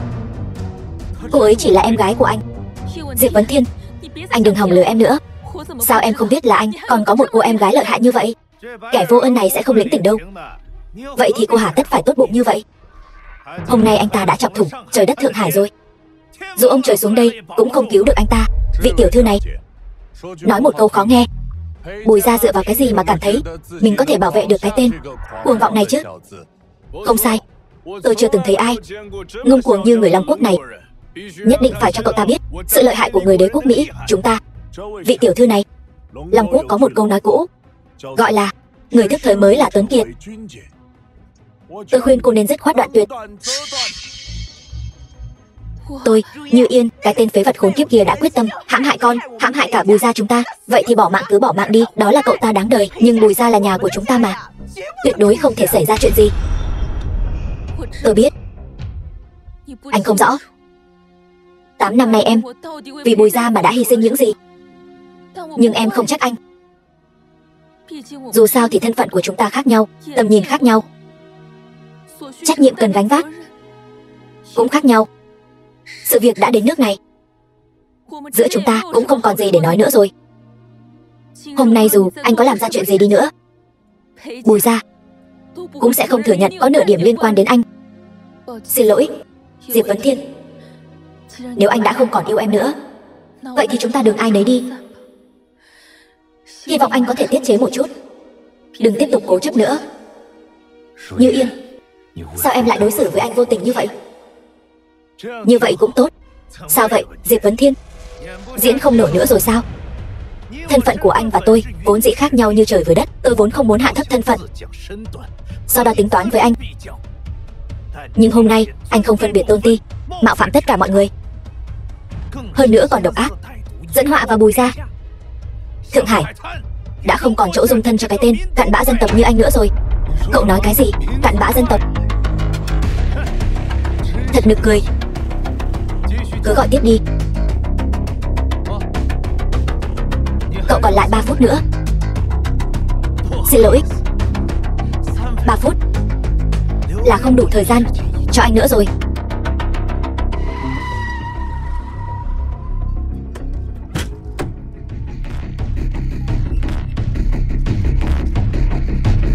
Chư vị, hôm nay với thân phận thiếu bang chủ của Diều bang Thượng Hải, tôi kêu gọi chư vị ra thông báo, loan báo khắp Thượng Hải, đoạn tuyệt đường sống của anh ta để răn đe những kẻ khác.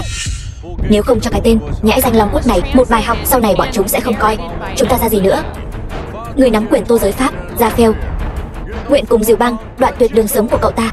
Không ai có thể đứng trước đế quốc Mỹ của tôi mà dương oai. Tiểu tử, cậu không biết điều, cái tên sẽ vang danh khắp Thượng Hải. Người nắm quyền tô giới nước Mỹ, Smith, nguyện cùng Diều bang đoạn tuyệt đường sống của cậu ta. Người trẻ tuổi phải hiểu rằng người Long Quốc ở thế giới này vĩnh viễn thấp kém hơn một bậc. Người nắm quyền tô giới Anh, William, nguyện cùng Diều bang đoạn tuyệt đường sống của cậu ta. 3 đại tô giới ngoại quốc cùng nhau ra lệnh. Gia chủ Khổng gia. Ở Thượng Hải này, tôi còn chưa từng thấy bao giờ các ông lớn người Tây đều đã lên tiếng rồi. Gia chủ Tưởng gia. Vậy phế tế Bùi gia sống không nổi nữa rồi. Tưởng gia Thượng Hải đoạn tuyệt đường sống của cậu ta. Khổng gia Thượng Hải đoạn tuyệt đường sống của cậu ta. Người Tây nói chắc chắn là đúng. Gia chủ Tống gia. Người Long Quốc chúng ta vẫn nên tin người Tây thì tốt hơn. Tống gia Thượng Hải đoạn tuyệt đường sống của cậu ta. Trần gia tôi thể sống hay bỏ mạng đều đi theo các người Tây. Gia chủ Trần gia đoạn tuyệt đường sống của cậu ta. Đoạn tuyệt đường sống của cậu ta. Đoạn tuyệt đường sống của cậu ta. Đoạn tuyệt đường sống của cậu ta. Tự tìm đường bỏ mạng. Lần này xong thật rồi. Như Yên, may mà cô đã ly hôn với anh ta từ sớm. Nếu không, bây giờ anh ta chắc chắn sẽ liên lụy cả Bùi gia. Vấn Thiên, đây chính là kết quả mà anh muốn sao? Sau ngày hôm nay, 921 ngành nghề ở Thượng Hải này, anh không còn chỗ nào để dung thân nữa. Dù cho có đi ăn xin cũng không ai bố thí cho anh đâu. Còn cô, trốn không thoát khỏi Thượng Hải đâu. Thượng Hải cũng sẽ không còn chỗ dung thân cho cô nữa. Còn muốn tiếp tục diễn nữa sao? Cậu còn 1 phút. 1 phút? Anh muốn nói là qua 1 phút nữa cha tôi sẽ đến hiện trường sao? Anh đúng là chưa thấy quan tài chưa đổ lệ. Hôm nay tôi sẽ cho anh biết thế nào là tuyệt vọng. Người đâu? Nghiệt tử, còn không mau im miệng. Cha. Cha, đây là phụ kinh thỉnh tội. Trong truyền thuyết Long Quốc. Đây là chuyện gì vậy? Nghiệt tử, quỳ xuống. Cha, đừng gọi ta là cha. Hoàng Thế Sương ta không có đứa con trai vô dụng như này. Cha, rốt cuộc đã xảy ra chuyện gì? Cha nói cho con biết đi, con không biết gì cả. Con còn có mặt mũi hỏi ta. Hôm nay con đã làm những gì? Trong lòng con không rõ sao? Uổng công ta vì Diều Bang dốc hết tâm huyết mới có được chút địa vị như ngày hôm nay. Giờ lỡ bước đường rồi. Dù sao vẫn còn một tia hy vọng quay về con đường chính đạo. Vậy mà bây giờ tên nghiệt tử như con hủy hoại hết cả rồi. Hủy hoại hết cả rồi. Nghiệt tử. Cha. Nghiệt tử, cha. Con muốn hủy hoại Diều Bang của ta sao? Cha. Cha nói cho con biết đi, con thật sự không biết gì cả. Ước ngay. Đại ca, Hoàng Thế Sương tôi dạy con không nghiêm, mạo phạm đến ngài rồi. Tôi nguyện đem 70% gia sản của Diều Bang dâng cho ngài. Chỉ xin ngài tha cho nó một mạng. Cha. Anh ta chính là cái kẻ bị Bùi gia đuổi đi. Một thằng ở rể anh ta còn không bằng con chó. Còn không mau câm miệng cho ta. Hoàng Thế Sương, ông còn nhớ tôi đã nói gì với ông không? Nếu trong vòng 5 phút người không đến thì Diều Bang diệt vong. Thẩm tiểu thư, ông đến muộn rồi. Đại ca, thành ý của tôi ngài cũng thấy rồi đấy. Đã nể mặt ngài lắm rồi. Nếu ngài vẫn không hài lòng thì cứ việc trách mắng con tôi một trận. Nhưng để Diều Bang diệt vong thì e là gì? E là quá làm khó tiểu nhân rồi. Ngài đã rời khỏi Long ỷ nhiều năm. Trong khoảng thời gian này Diều Bang luôn tận tâm tận lực vì sự nghiệp phát triển của Thượng Hải, vì nước vì dân. Những chuyện này tổng trưởng Từ đều thấy rõ cả. Lời của ông ta ngài không thể không tin chứ.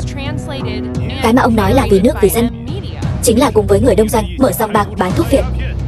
Ông tưởng hôm nay tôi gọi ông đến là vì cái gì? Ông cấu kết với ngọa khấu, tội đáng bỏ mạng. Ông nghĩ rằng lôi tên Tử Á tiểu ra thì tôi sẽ không làm gì được ông sao? Diệp Vấn Thiên, cha tôi đã nói chuyện với anh như thế. Anh đừng có được nước làm tới. Có tin bây giờ tôi kêu người phế bỏ mạng anh. Đại ca, tha được cho người khác thì tha. Quy tắc giang hồ bây giờ không phải một mình ngài định đoạt. Hơn nữa tôi còn có cả gia đình phải lo.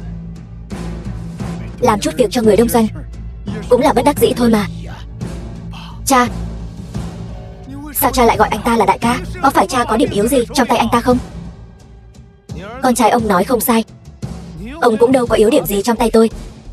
Vậy hà tất phải khúm núm trước tôi như vậy? Đại ca, theo như lời thiếu bang chủ Diều Bang, hôm nay Diều Bang sẽ lên như diều gặp gió. Trong bang lại có đến 2.000 anh em, còn được tổng trưởng Thượng Hải đích thân che chở. Đúng là như mặt trời ban trưa. Vậy ông hà tất phải khúm núm trước tôi làm gì? Theo ý của ngài, Diều Bang của tôi vẫn có thể lăn lộn ở Thượng Hải này. Diều Bang từ đây diệt vong. Tên học Diệp kia, tôi đây 1 tiếng đại ca, 2 tiếng đại ca gọi cậu. Cậu đừng có được nước làm tới. Thượng Hải bây giờ không phải một mình cậu định đoạt. Ai đang ồn ào ở đây?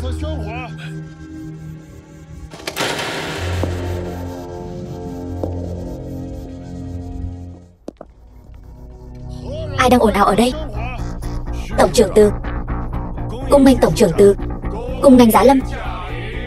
Diệp Vấn Thiên, tổng trưởng Từ đến rồi. Anh bỏ mạng chắc rồi. Thật sao? Vậy thì tôi phải chờ xem mới được. Không biết điều, đừng để ý đến cậu ta. Đi gặp tổng trưởng Từ với ta. Tổng trưởng Tư. Như Yên, Tổng trưởng Tư đến rồi. Chúng ta không qua đó sao? Anh vẫn chưa định đứng dậy sao? Cứ khăng khăng làm theo ý mình. Tại sao anh phải đứng dậy? Tổng trưởng Tư đã đến rồi. Nếu anh có thể từ chỗ ông ta tranh thủ được một tia hy vọng sống, thì những người khác sẽ không dồn anh vào đường cùng. Nhưng anh cứ ngồi lì ở đây, chỉ tổ xúc phạm Tổng trưởng Tư. Đến cơ hội cuối cùng cũng uổng phí mất. Xem ra em vẫn chưa nhìn rõ mọi chuyện. Hôm nay đáng lẽ là họ phải cầu xin anh. Sao anh vẫn còn mơ những giấc mơ không thực tế thế này? Diệp Vấn Thiên, anh có thể nhận rõ bản thân mình không? Suốt 8 năm trời anh chẳng làm nên trò trống gì. Nếu không phải em còn lo lắng cho anh, thì anh đến ăn no mặc ấm cũng không xong. Hôm nay mỗi một người trong sảnh tiệc này đều là những người mà anh không thể với tới. Sinh ra đã chỉ có thể ngước nhìn bóng lưng của họ. Sao anh cứ không biết cúi đầu vậy? Như Yên, em sai rồi. Trên đời này còn chưa có ai xứng đáng để Diệp Vấn Thiên tôi phải ngưỡng mộ. Diệp Vấn Thiên tôi sinh ra vốn không phải là dòng suối tầm thường, mà là ngọn núi cao nhất thế gian này. Từ Á Tiêu. Vấn Thiên, anh điên rồi. Như Yên, mau đi thôi. Đừng để ý đến anh ta nữa. Anh ta muốn bỏ mạng thì cứ để anh ta bỏ mạng. Nhất định đừng để liên lụy đến chúng ta. Anh dám gọi thẳng tên của Tổng trưởng Tư. Anh thật sự không xứng.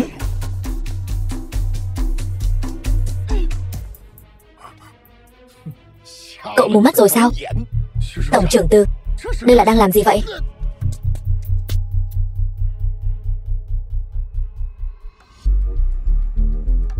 Tổng trưởng Tư, cút ngay cho tôi. Xong rồi, Như Yên, Tổng trưởng Tư thật sự nổi giận rồi. Ngay cả Diều Bang và người nắm quyền ở Tô Giới Pháp cũng bị đánh rồi. Chúng ta mau chóng rời khỏi đây, không thể dính líu đến anh ta thêm nữa. Như vậy Diệp Vấn Thiên sẽ liên lụy. Cả hai nhà chúng ta đều phải chôn cùng. Vấn Thiên, dù cho anh đã yêu người phụ nữ khác, nhưng Bùi Như Yên tôi vẫn nguyện ý cùng anh bỏ mạng. Từ Á Tiêu, Tổng trưởng Thượng Hải, bái kiến đại ca.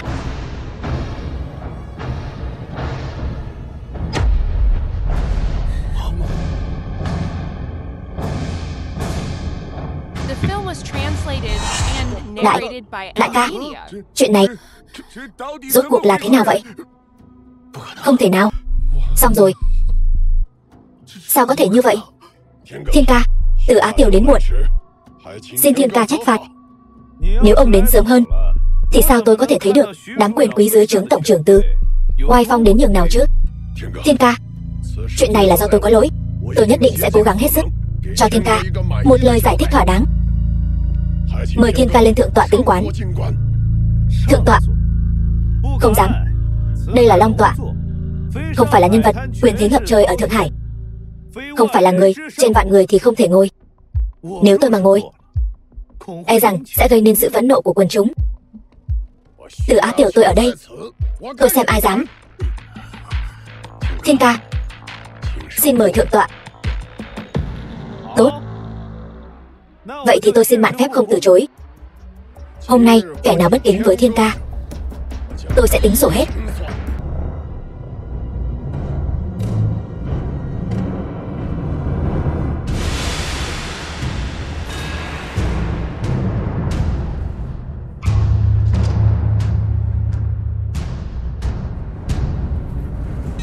Đại ca, đã lâu không gặp. Thiếu Khanh ca, chuyện giữa chúng ta có thể để tôi giải quyết trước đám người Tây Dương này, rồi mới tính sổ được không? Phân phó xuống, trong vòng 3 phút khiến cho Tô Giới Anh biến mất khỏi Thượng Hải. Vâng. Các người dám. William, nếu như anh sớm một chút rút khỏi Thượng Hải, có lẽ còn có thể giữ lại một đường sinh cơ. Nhưng sự việc đã đến nước này, Tô Giới Anh là không giữ được nữa rồi. Rốt cuộc cậu ta là ai? Cậu lại là ai? Phải biết rằng nơi này không chỉ có Tô Giới Anh, còn có Tô Giới Pháp Mỹ, Tô Giới Đế quốc Pháp nguyện cùng Tô Giới Anh đồng tiến thoái. Tô Giới Đế quốc Mỹ nguyện cùng Tô Giới Anh đồng tiến thoái. Rất tốt. Nếu như ba đại Tô Giới Thượng Hải muốn cùng nhau tiến thoái như vậy, vậy thì cùng nhau thanh toán luôn đi. Xem ra cậu nhất định muốn làm đến cùng rồi. Đủ rồi, nhịn các người lâu lắm rồi. Ba người các người lần nào cũng bất kính với Thiên ca của tôi, muốn bỏ mạng sao?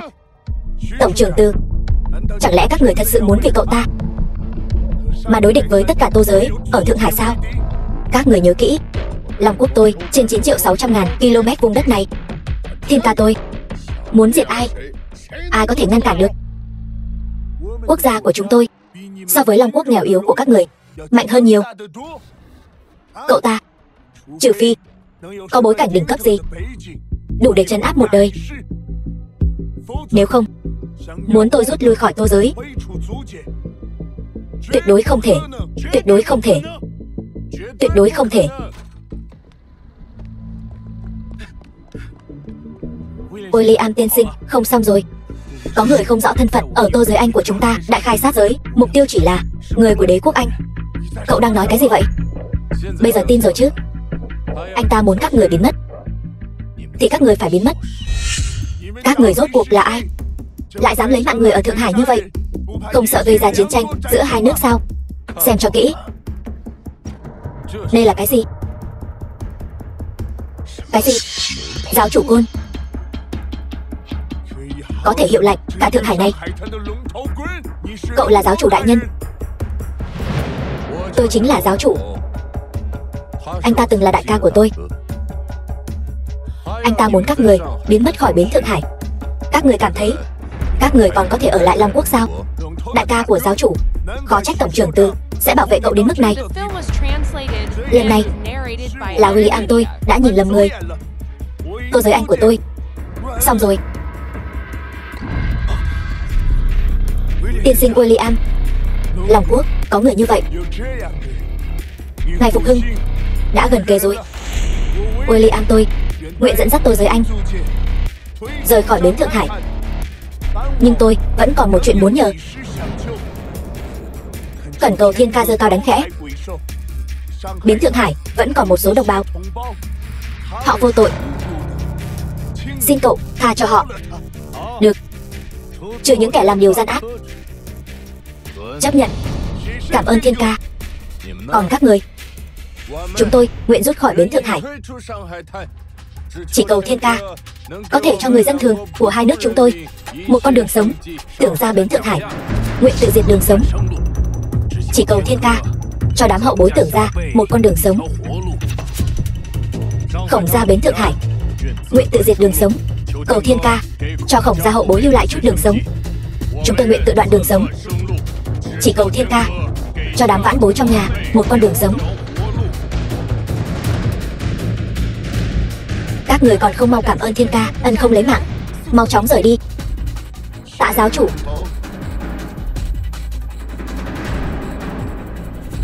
Đại ca, cách làm này có vừa ý không? Cậu làm như vậy là muốn tôi tha mạng cho cậu sao? Chỉ là đáp lại tấm lòng mà thôi. Cảm tạ đại ca, năm đó đã cứu tôi. Chuyện này xem như huynh đệ tôi báo ân. Thiếu Khanh ca, anh nói gì vậy? Đồ xúc sinh nhà cậu. Chuyện hối hận nhất đời này của tôi chính là không lấy mạng của cậu trước khi lấy mạng đám quỷ Nhật Bản kia. Đáng tiếc, chúng ta đều đã không thể quay lại như trước nữa rồi. Tôi đã không còn là cái thằng ngũ đệ không có gì trong tay nữa rồi. Anh cũng không còn là cái người mà tôi cần phải ngưỡng vọng cả đời nữa rồi. Cho nên bây giờ cậu đang giúp người đông doanh làm việc. Không sai. Tại sao cậu lại làm giả giáo chủ Côn? Làm giả? Các vị, anh ta nói cây giáo chủ Côn này của tôi là đồ giả. Diệp thiếu gia, xúc phạm giáo chủ Côn chính là tội bỏ mạng. Nể tình trước đây tôi có thể tha cho anh không bỏ mạng, nhưng cẩn thận họa từ miệng mà ra. Thiếu Khanh ca, anh nói gì vậy? Im miệng, chỗ này không có phần cho cô nói. Cô là cảm thấy anh ta ly hôn rồi, cô lại có cơ hội trèo lên rồi, có phải không? Anh nói bậy. Diệp Vấn Thiên, tôi hỏi anh, Quỷ Hoàn Quốc Cương ở đâu? Liên quan gì đến cậu? Đừng có giả ngốc với tôi. 8 năm trước tôi đến đông doanh đoạt được thanh đao này, không ngờ lại bị anh trộm mất. Bây giờ giao ra đây, tôi có thể tha cho anh không bỏ mạng. Phải nói rằng cậu không chỉ là một tên lính tốt của người đông doanh, mà còn là một kẻ điêu ngoa đảo ngược trắng đen. Nhưng đáng tiếc, thanh đao này cả đời này cậu đừng hòng thấy lại. Anh, bây giờ tôi lấy thân phận giáo chủ ra lệnh cho anh trả đao lại cho tôi. Thật là nực cười. Tôi thấy cậu là diễn kịch đến nghiện rồi phải không? Cầm một giáo chủ côn giả. Ở đây hù dọa ai? Giáo chủ côn thật ở đây này. Cái gì? Sao lại có hai giáo chủ côn? Rốt cuộc là chuyện gì? Dám ở Thượng Hải sử dụng giáo chủ côn giả, mạo xưng giáo chủ, không sợ bị tru diệt cả nhà sao? Còn phải nói sao? Chắc chắn là cây của con rể bị Bùi gia dùng bỏ kia là giả rồi. Thằng nhãi này lần này chắc chắn thảm rồi. Thẩm Tiểu Mạn, Từ Á Tiêu, các người nói xem, hai giáo chủ côn này, cây của tôi là giả hay cây của anh ta là giả? Cái này tốt, tốt lắm, rất tốt.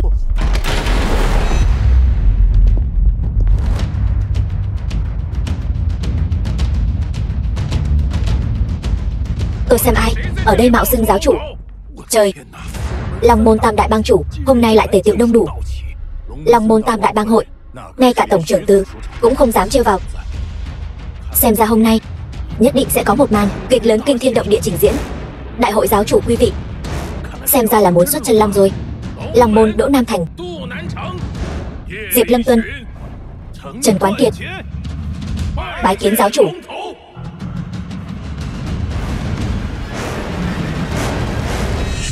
Có người ở đây khi sư diệt tổ, tại đại điển quy hồi giáo chủ, mạo xưng giáo chủ. Đây không chỉ là lấy Long Môn làm địch, mà còn lấy Thượng Hải làm địch. Không lấy thịt cậu ta ra, khó mà dẹp yên cơn giận của mọi người. Chư vị, hôm nay Long Môn làm việc, những người không liên quan khác mau chóng rời đi. Chư vị, mời. Long Môn Bang quy nghiêm ngặt, nói một là một, nói hai là hai. Gã phu xe kéo này hôm nay e rằng sẽ bỏ mạng không có chỗ chôn thân.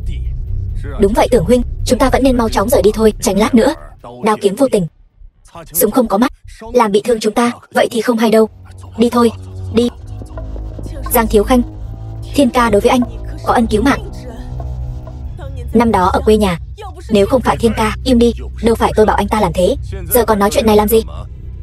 Xin lỗi, tôi thật sự tò mò, cậu mang trên mình mối hận thù nặng nề như vậy, làm sao thuyết phục bản thân làm lính cho kẻ thù của mình? Trên đời này, ai nắm đấm lớn thì người đó có địa vị. Ai có địa vị, tôi theo người đó. Đế quốc Nhật Bản hùng mạnh, tôi theo đế quốc Nhật Bản. Người đông doanh lợi hại, tôi theo người đông doanh. Anh cũng vậy thôi. Lúc đầu tôi kết nghĩa với anh đừng tưởng rằng tôi thật sự là vì nhân cách cao đẹp của anh đấy. Nực cười. Địa vị của tôi là do chính hai tay tôi tạo dựng nên, không phải do quỳ gối mà có. Chỉ riêng điểm này thôi, cậu đã không có tư cách so với tôi. Bây giờ tôi ở bến Thượng Hải, có vinh hoa phú quý hưởng không hết, có bạc trắng tiêu không xuể, thù nhà nợ nước,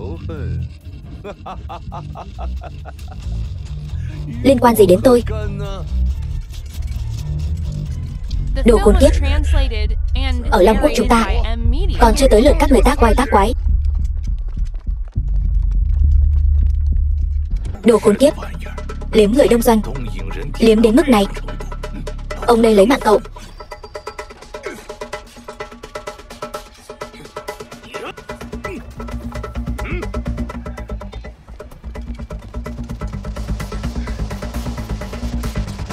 Bỏ xuống cho tôi.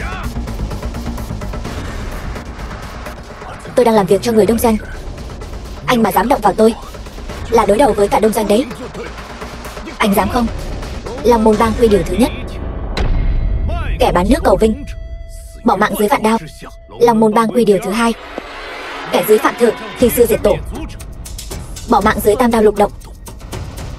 Long Môn Bang quy điều thứ ba, kẻ phản bội đồng môn, huynh đệ tương tàn, lấy mạng không tha. Giang Thiếu Khanh, cậu đáng bỏ mạng vạn lần. Hôm nay tôi vừa là chấp hành gia pháp, cũng là thay trời hành đạo. Giang Thiếu Khanh, lệnh bỏ mạng.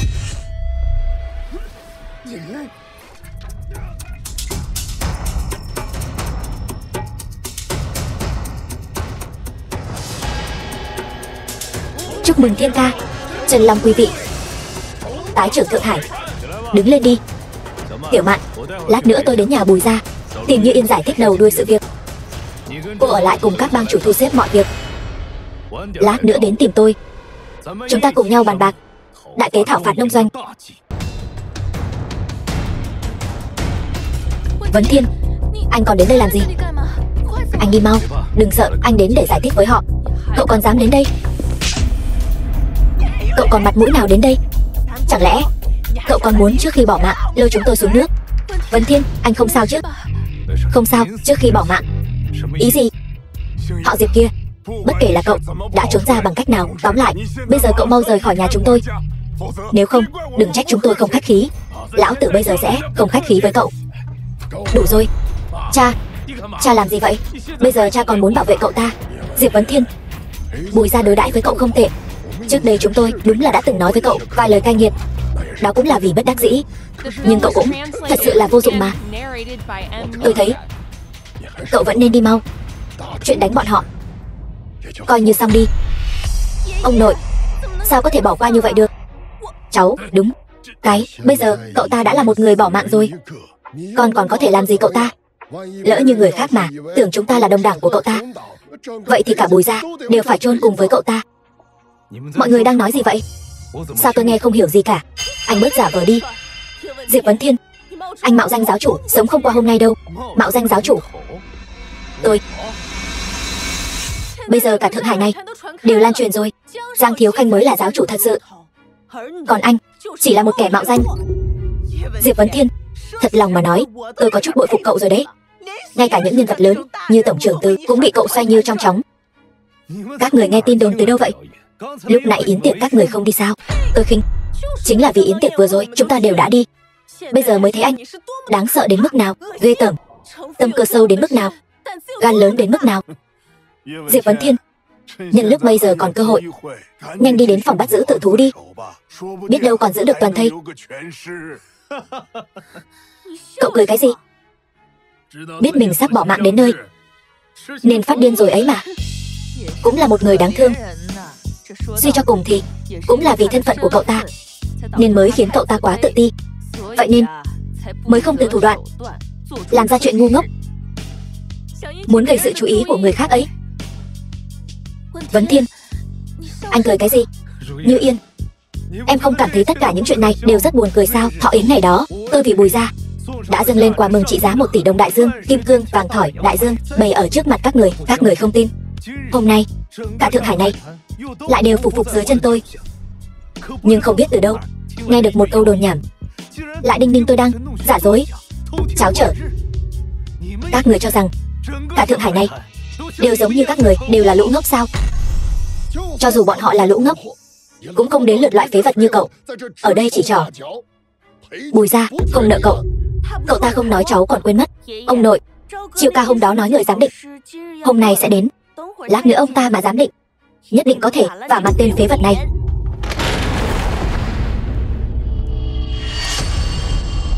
Tại hạ Trương Khải Dịch nhận ủy thác của người khác đến đây giám bảo.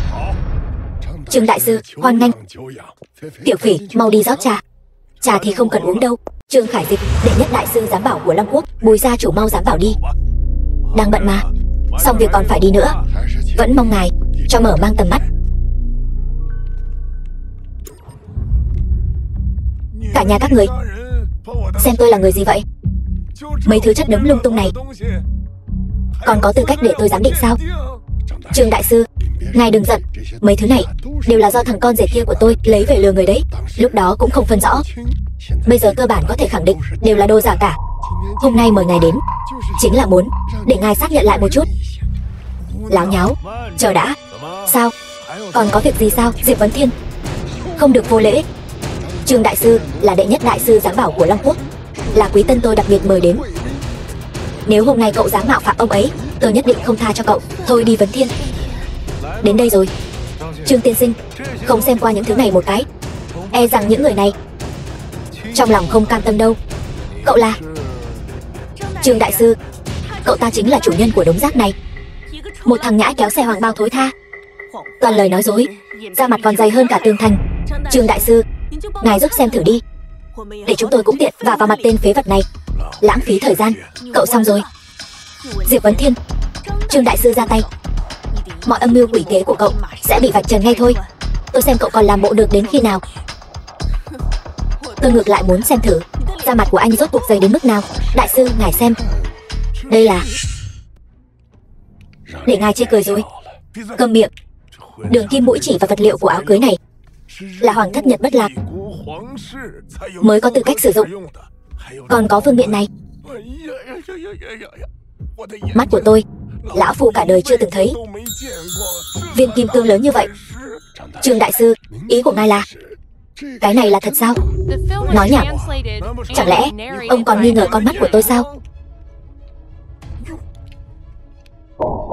Hoa Thị Bích, cái này cũng là thật sao? Không đúng. Không đúng sao? Vậy thì là giả rồi. Thật thú vị. Tôi đã nói rồi mà, sao có thể là thật được chứ? Hoa Thị Bích, mỹ ngọc có chất liệu tốt, trăm năm khó gặp, sao có thể xuất hiện ở cái loại địa phương này chứ? Có điều, theo kinh nghiệm của lão phu, xác thực là thật đấy. Trời, cái này, đây quả thực là bảo vật truyền đời. Là thật sao? Không ngờ ở Bùi gia nhỏ bé của các người lại được thấy loại chân bảo tuyệt thế này. So với mỹ ngọc này, vàng thỏi, bạc nén đều trở nên ảm đạm thất sắc. Không thể nào. Diệp Vấn Thiên cậu ta chẳng qua chỉ là một thằng kéo xe hoàng bao thối tha. Sao có thể tặng món quà chân quý như vậy? Tôi không tin. Chuyện này không phải thật. Tôi cũng không tin. Đúng, đều là giả. Đều là giả. Chẳng lẽ các người cho rằng tôi đang nói dối sao? Nhưng đều là thật đấy. Không ngờ hôm nay tôi thấy được bảo vật còn nhiều hơn cả một đời tôi đã từng thấy nữa. Những thứ này đều là cậu tặng sao? Đương nhiên. Những thứ này đó đều là sính lễ do Dìu Bang tặng cho nhà Khả Phỉ chúng tôi. Đương nhiên là thật hết rồi. Các người nhìn xem, tôi bị cái tên vô dụng này làm cho tức đến hồ đồ rồi. Những món quà này vốn dĩ là Hoàng thiếu gia tặng cho Khả Phỉ nhà chúng ta. Đúng, chính vì là Chiêu ca tặng cho nên mới là thật. Tôi nói cả nhà các người đủ vô liêm sỉ rồi đấy. Cậu nói cái gì? Vừa nãy các người đối với những món quà này còn ra sức bôi nhọ, thậm chí còn muốn vứt đi như rác. Bây giờ biết là thật rồi, vậy mà lại muốn chiếm làm của riêng. Ít ra cũng phải biết xấu hổ chứ. Cậu quản được chắc. Những thứ này đều là của tôi. Tôi muốn xử lý thế nào thì tôi xử lý thế ấy. Những thứ này không phải của cô, cũng không phải của cậu ta, là của Như Yên nhà chúng tôi. Cái gì? Cậu lại đang nói cái quỷ gì thế? Chuyện này thì có liên quan gì đến con bé chứ? Có phải các người quên thanh đao kia rồi không? Là Như Yên mở khóa mật mã. Nếu như những thứ này thật sự là của Bùi Khả Phỉ, vậy thì cô ta sao lại không biết mật mã của thanh đao kia chứ? Cái mật mã kia mở được ra cũng chỉ là trùng hợp thôi, chỉ là thử mò ra thôi. Cô, đồ vô liêm sỉ, đồ mặt dày, cô mới vô liêm sỉ. Thôi đi, bất kể là của Như Yên hay là của Khả Phỉ, đều là của Bùi gia chúng ta. Đừng có ầm ĩ nữa. Đúng đấy. Cha, những thứ này đều là thật. Vậy thì đáng giá bao nhiêu tiền chứ? Nếu như đem bán hết, vậy thì gia sản Bùi gia chúng ta ít nhất cũng phải tăng gấp 10 lần đấy. Trương đại sư, cái này rốt cuộc đáng giá bao nhiêu tiền vậy? Tục tĩu. Những món quà này sao có thể dùng tiền để đo đếm chứ? Nếu thật sự muốn bán 1 tỷ đồng đại dương, hoặc hơn thế nữa. 1 tỷ đồng đại dương, 1 tỷ đồng đại dương. Bảo bối rơi vào tay các người cũng chỉ là lãng phí. Lão phu đi đây. Đại sư, xin đi thong thả.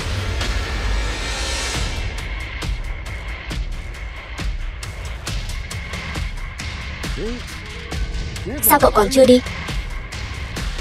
Trước khi bỏ mạng còn muốn đến Bùi gia ăn trực một bữa cơm. Đã lớn tuổi như vậy rồi, tôi không tin ông không phân biệt được những thứ này thuộc về ai. Vội vàng đuổi tôi đi như vậy là sợ tôi đem những thứ này thu về đấy sao? Láo xược. Diệp Vấn Thiên, sao cậu lại nói chuyện với ông nội như thế? Những người kia nói rất rõ ràng rồi. Những lễ vật này đều là do thiếu gia Diệp gia ở kinh đô đưa tới. Còn có thanh đao kia là do Vấn Thiên dẫn dắt mới mở ra được. Rõ ràng là ý cô là đại thiếu gia Diệp gia cao cao tại thượng ở kinh đô sẽ tặng cho tên phế vật này món quà quý giá như vậy sao? Nhưng mà Đỗ tiểu thư, người hôm đó đến tặng quà thật sự là người Diệp gia ở kinh đô. Sao cô chắc chắn vậy? Diệp gia kinh đô là người mà Thanh Bang tôi cũng không với cao nổi, sao lại có thể tặng cho một Bùi gia nhỏ bé món quà quý giá như vậy?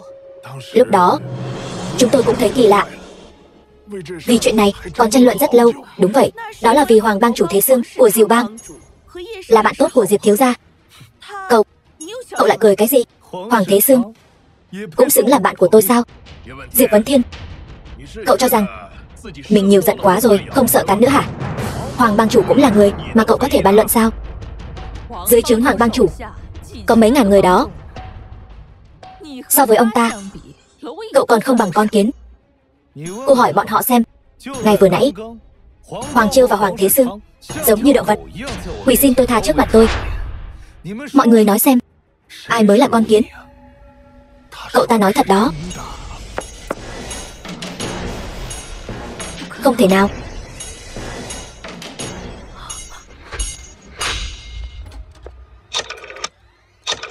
Không thể như vậy được. Đừng gọi nữa, sẽ không ai nghe máy đâu. Ý cậu là gì? Trong bữa tiệc vừa nãy, Từ Á Tiêu đã xử phế 2 người tại chỗ. Cô nói xem, bọn họ còn nghe điện thoại được không? Cậu nói bậy. Đừng kích động, anh ta lừa cô đó. Vừa rồi tại đại điển quy hồi giáo chủ, anh ta mạo danh giáo chủ lừa gạt tất cả mọi người. Cha con Hoàng Chiêu bị bắt đi rồi, giáo chủ mới đã đến rồi, chắc chắn đã thả bọn họ ra rồi. Trước khi các người chỉ trích tôi, phiền các người làm ơn tìm hiểu rõ đầu đuôi sự việc đã. Tại sao tôi lại đánh bọn họ? Cho dù vì sao thì cũng không thể đánh. Bùi gia nuôi cậu 8 năm, cậu không có tư cách đó động thủ đánh người. Ngọc bội đó là tôi tặng cho Như Yên, là tín vật định tình của tôi và Như Yên, còn là di vật duy nhất của mẹ tôi. Bị các người làm vỡ rồi. Đánh các người là còn nhẹ đấy. Vấn Thiên, vậy anh lấy đi tín vật định tình. Tại sao lại không nói với em một tiếng? Anh lấy đi. Chẳng phải là do bọn họ trả lại cho anh sao? Cái gì? Cha, mẹ, rốt cuộc là chuyện gì vậy? Uyển Thanh, chuyện này cậu cũng biết phải không? Như Yên, cậu nghe tôi nói, tôi làm vậy là vì tốt cho cậu. Loại phế vật như Diệp Vấn Thiên, cậu đi theo anh ta sẽ không có kết cục tốt đâu. Chúng ta là bạn tốt, tôi sẽ không hại cậu đâu. Nếu cậu thật sự coi tôi là bạn thì không nên can thiệp vào hôn nhân của tôi. Cậu có quyền gì làm như vậy? Tôi hiểu rồi. Các người thật là to gan lớn mật. Vấn Thiên, xin lỗi. Trước đây đều là em trách lầm anh, là anh sai. Anh cũng không nên nghi ngờ em. Cậu buông ra cho tôi, tránh xa con gái tôi ra. Mẹ làm cái gì vậy? Vấn Thiên không có phản bội con, chỉ cần có thể ở cùng anh ấy, sống hay bỏ mạng thế nào con đều chấp nhận. Xin các người đừng can thiệp vào hôn nhân của con nữa. Vấn Thiên, chúng ta đi. Không. Như Yên, bọn họ vì chia rẽ chúng ta dùng thủ đoạn hèn hạ như vậy. Hôm nay anh không vả mặt bọn họ. Anh không phải là Diệp Vấn Thiên. Vả mặt chúng tôi. Nực cười.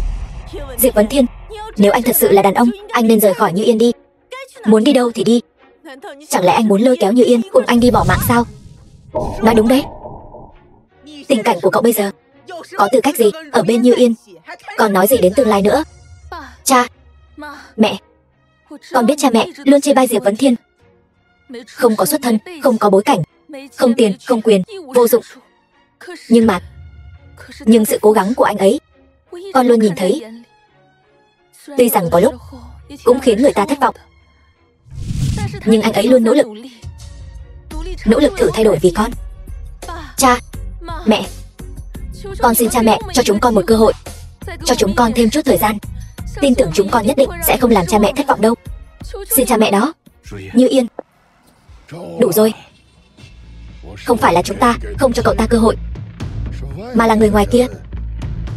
Cậu ta gây ra họa lớn như vậy, cái Bùi gia nhỏ bé của chúng ta gánh không nổi đâu. Việc ly hôn của anh và Như Yên là do một tay tôi sắp đặt là đúng. Nhưng vừa ly hôn xong, có phải anh ở bên ngoài lăng nhăng với người phụ nữ khác không?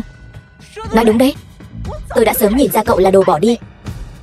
Từ ban đầu, nguyên nhân khiến hai người ly hôn chẳng liên quan gì đến Diệp Vấn Thiên. Đồ vô dụng nhà cậu cả. Bùi gia chấp nhận đồ vô dụng, nhưng tuyệt đối không chấp nhận đồ bỏ đi vô liêm sỉ. Diệp Vấn Thiên đó không biết xấu hổ. Sau khi ly hôn với con, liền lập tức bộc lộ bản chất, ở bên ngoài lén lút với người phụ nữ khác. Loại đàn ông này, con còn cần cậu ta làm gì? Các người muốn chia rẽ chúng tôi, có thể nói thẳng ra, không cần phải biện chuyện như vậy chứ. Chẳng lẽ không phải sao? Anh và Thẩm Tiểu Mạn có phải mờ ám không? Là bà chủ Bách Lạc Môn, Thẩm Tiểu Mạn đó sao? Thằng nhãi này tướng mạo thì không ra gì, nhưng mà chơi cũng ra gì đấy nhỉ? Mọi người nói xem, có một khả năng là Diệp gia ở Kinh Đô căn bản là không tặng quà. Món quà này là Thẩm Tiểu Mạn tặng cho Diệp Vấn Thiên, còn Diệp Vấn Thiên thì lại vì nguồn gốc của những món quà này liền nói là quà của Diệp gia ở Kinh Đô tặng. Rất có thể những món quà này trị giá hơn 1 tỷ đồng đại dương là Diệp Vấn Thiên cậu dựa vào bản lĩnh của mình mà có được sao? Tôi coi như hiểu rồi. Hóa ra là cái thứ vô dụng như cậu, không biết xấu hổ, dựa vào lưu manh bị ổi, thủ đoạn hạ lưu, lừa gạt từ Thẩm Tiểu Mạn mà có. Họ Diệp kia, chúng tôi nói có đúng không? Tôi chỉ có thể nói mấy người nên đi khám não đi. Thật đúng là giỏi tưởng tượng đấy. Chẳng lẽ không phải sao? Anh và Thẩm Tiểu Mạn chắc chắn là quen nhau từ trước rồi. Nếu giữa hai người không có gì, vậy thì tại sao Như Yên chưa từng nghe nói đến người này? Vấn Thiên, những gì họ nói là thật sao? Không phải vậy. Thẩm Tiểu Mạn chỉ là một người em gái của anh đã quen cô ấy từ rất lâu trước đây rồi. Hơn nữa, giữa hai chúng tôi chưa từng xảy ra chuyện gì cả. Nếu đã như vậy, vậy tại sao anh lại giấu em? Đó là vì cô muốn tôi giải thích thế nào?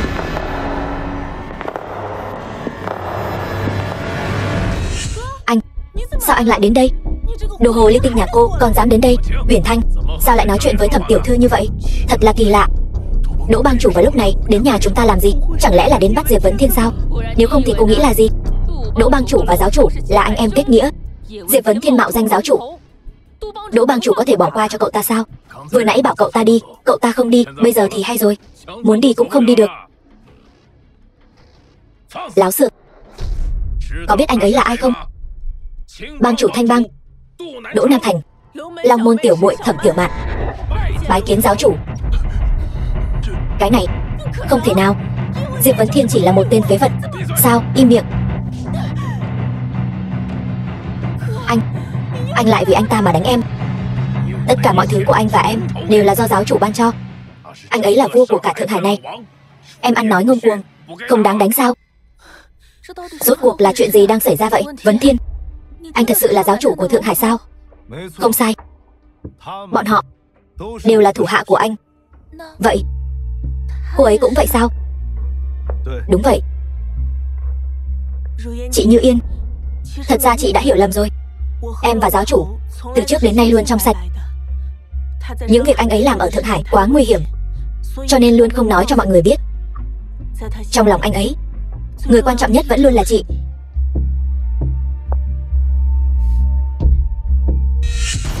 Giáo chủ là vị vua của Long Quốc, có 102 trên đời. Không, giáo chủ, tôi không phải là người. Tôi đáng bỏ mạng. Tôi không nên hẹp hòi, gieo rắc điều tiếng, không nên chỉ trỏ đối với hôn sự của anh và Như Yên. Xin anh hãy tha thứ cho tôi. Uyển Thanh, mau đứng lên. Giáo chủ không lên tiếng thì tôi không đứng dậy. Tôi có lỗi với mọi người. Còn có các người nữa, mau tạ tội với giáo chủ đi. Vấn Thiên, không, giáo chủ đại nhân, là chúng tôi có mắt như mù, không biết chân long. Xin giáo chủ đại nhân tha thứ cho chúng tôi. Xin giáo chủ đại nhân tha thứ cho chúng tôi đi. Vấn Thiên, cái này được rồi, nể mặt Như Yên, tôi sẽ không so đo với các người. Cảm ơn giáo chủ đại nhân. Cảm ơn anh. Vấn Thiên, đáng lẽ là anh phải cảm ơn em mới đúng. Những năm qua đã xảy ra nhiều chuyện như vậy, nhưng anh chưa từng nói với em. Nhưng không sao, Chúng ta còn có rất lâu về sau. Sau này, anh sẽ đem từng chuyện một từ từ kể cho em nghe. Như Yên, em có nguyện ý chọn anh thêm một lần nữa không? Em nguyện ý. Diệp ra kinh đô đến.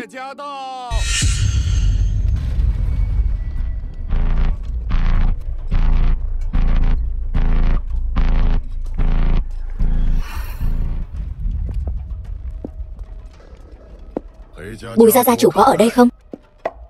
Có, tôi ở đây.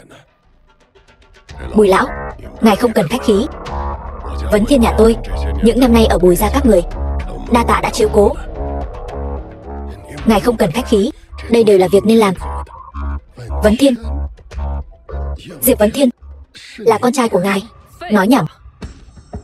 Diệp Vấn Thiên thiếu gia chính là người thừa kế của Diệp gia kinh đô, là vương giả duy nhất. Lần trước tôi đến nhà các người, lúc tặng quà, biểu đạt còn chưa đủ rõ ràng sao? Thì ra những món quà đó thật sự là Diệp gia tặng cho giáo chủ. Hoàng Chiêu gạt tôi. Tôi đã nói rồi mà, Hoàng Chiêu không phải là người tốt. Quả nhiên là bị lừa rồi. Nói những điều này còn có ích gì nữa? Ông đến đây làm gì? Đã bao nhiêu năm rồi? Cha còn chưa đến nhà con xem qua. Hôm nay không cần. Mời ông ra ngoài. Thiếu gia. Vấn Thiên, con không muốn biết về tung tích của mẫu thân con sao? Mẫu thân tôi, bà ấy còn sống. Đúng vậy. Năm đó con một mình xông đến Đông Doanh, đoạt lại Quỷ Hoàn Quốc Cương. Người Đông Doanh hận con thấu xương, điên cuồng báo thù Diệp gia. Mẫu thân con vì bảo vệ con bị người Đông Doanh bắt đi. Cha vẫn luôn cho rằng bà ấy đã gặp bất hạnh rồi. Nhưng ngay mấy ngày trước, người Đông Doanh phái người mang đến một vài tấm ảnh là của mẫu thân con, Nguyên Anh. Bà ấy còn chưa bỏ mạng.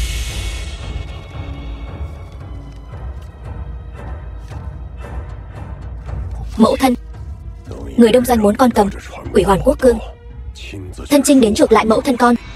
Lũ súc sinh này. Người Đông Doanh xảo trá đa đoan.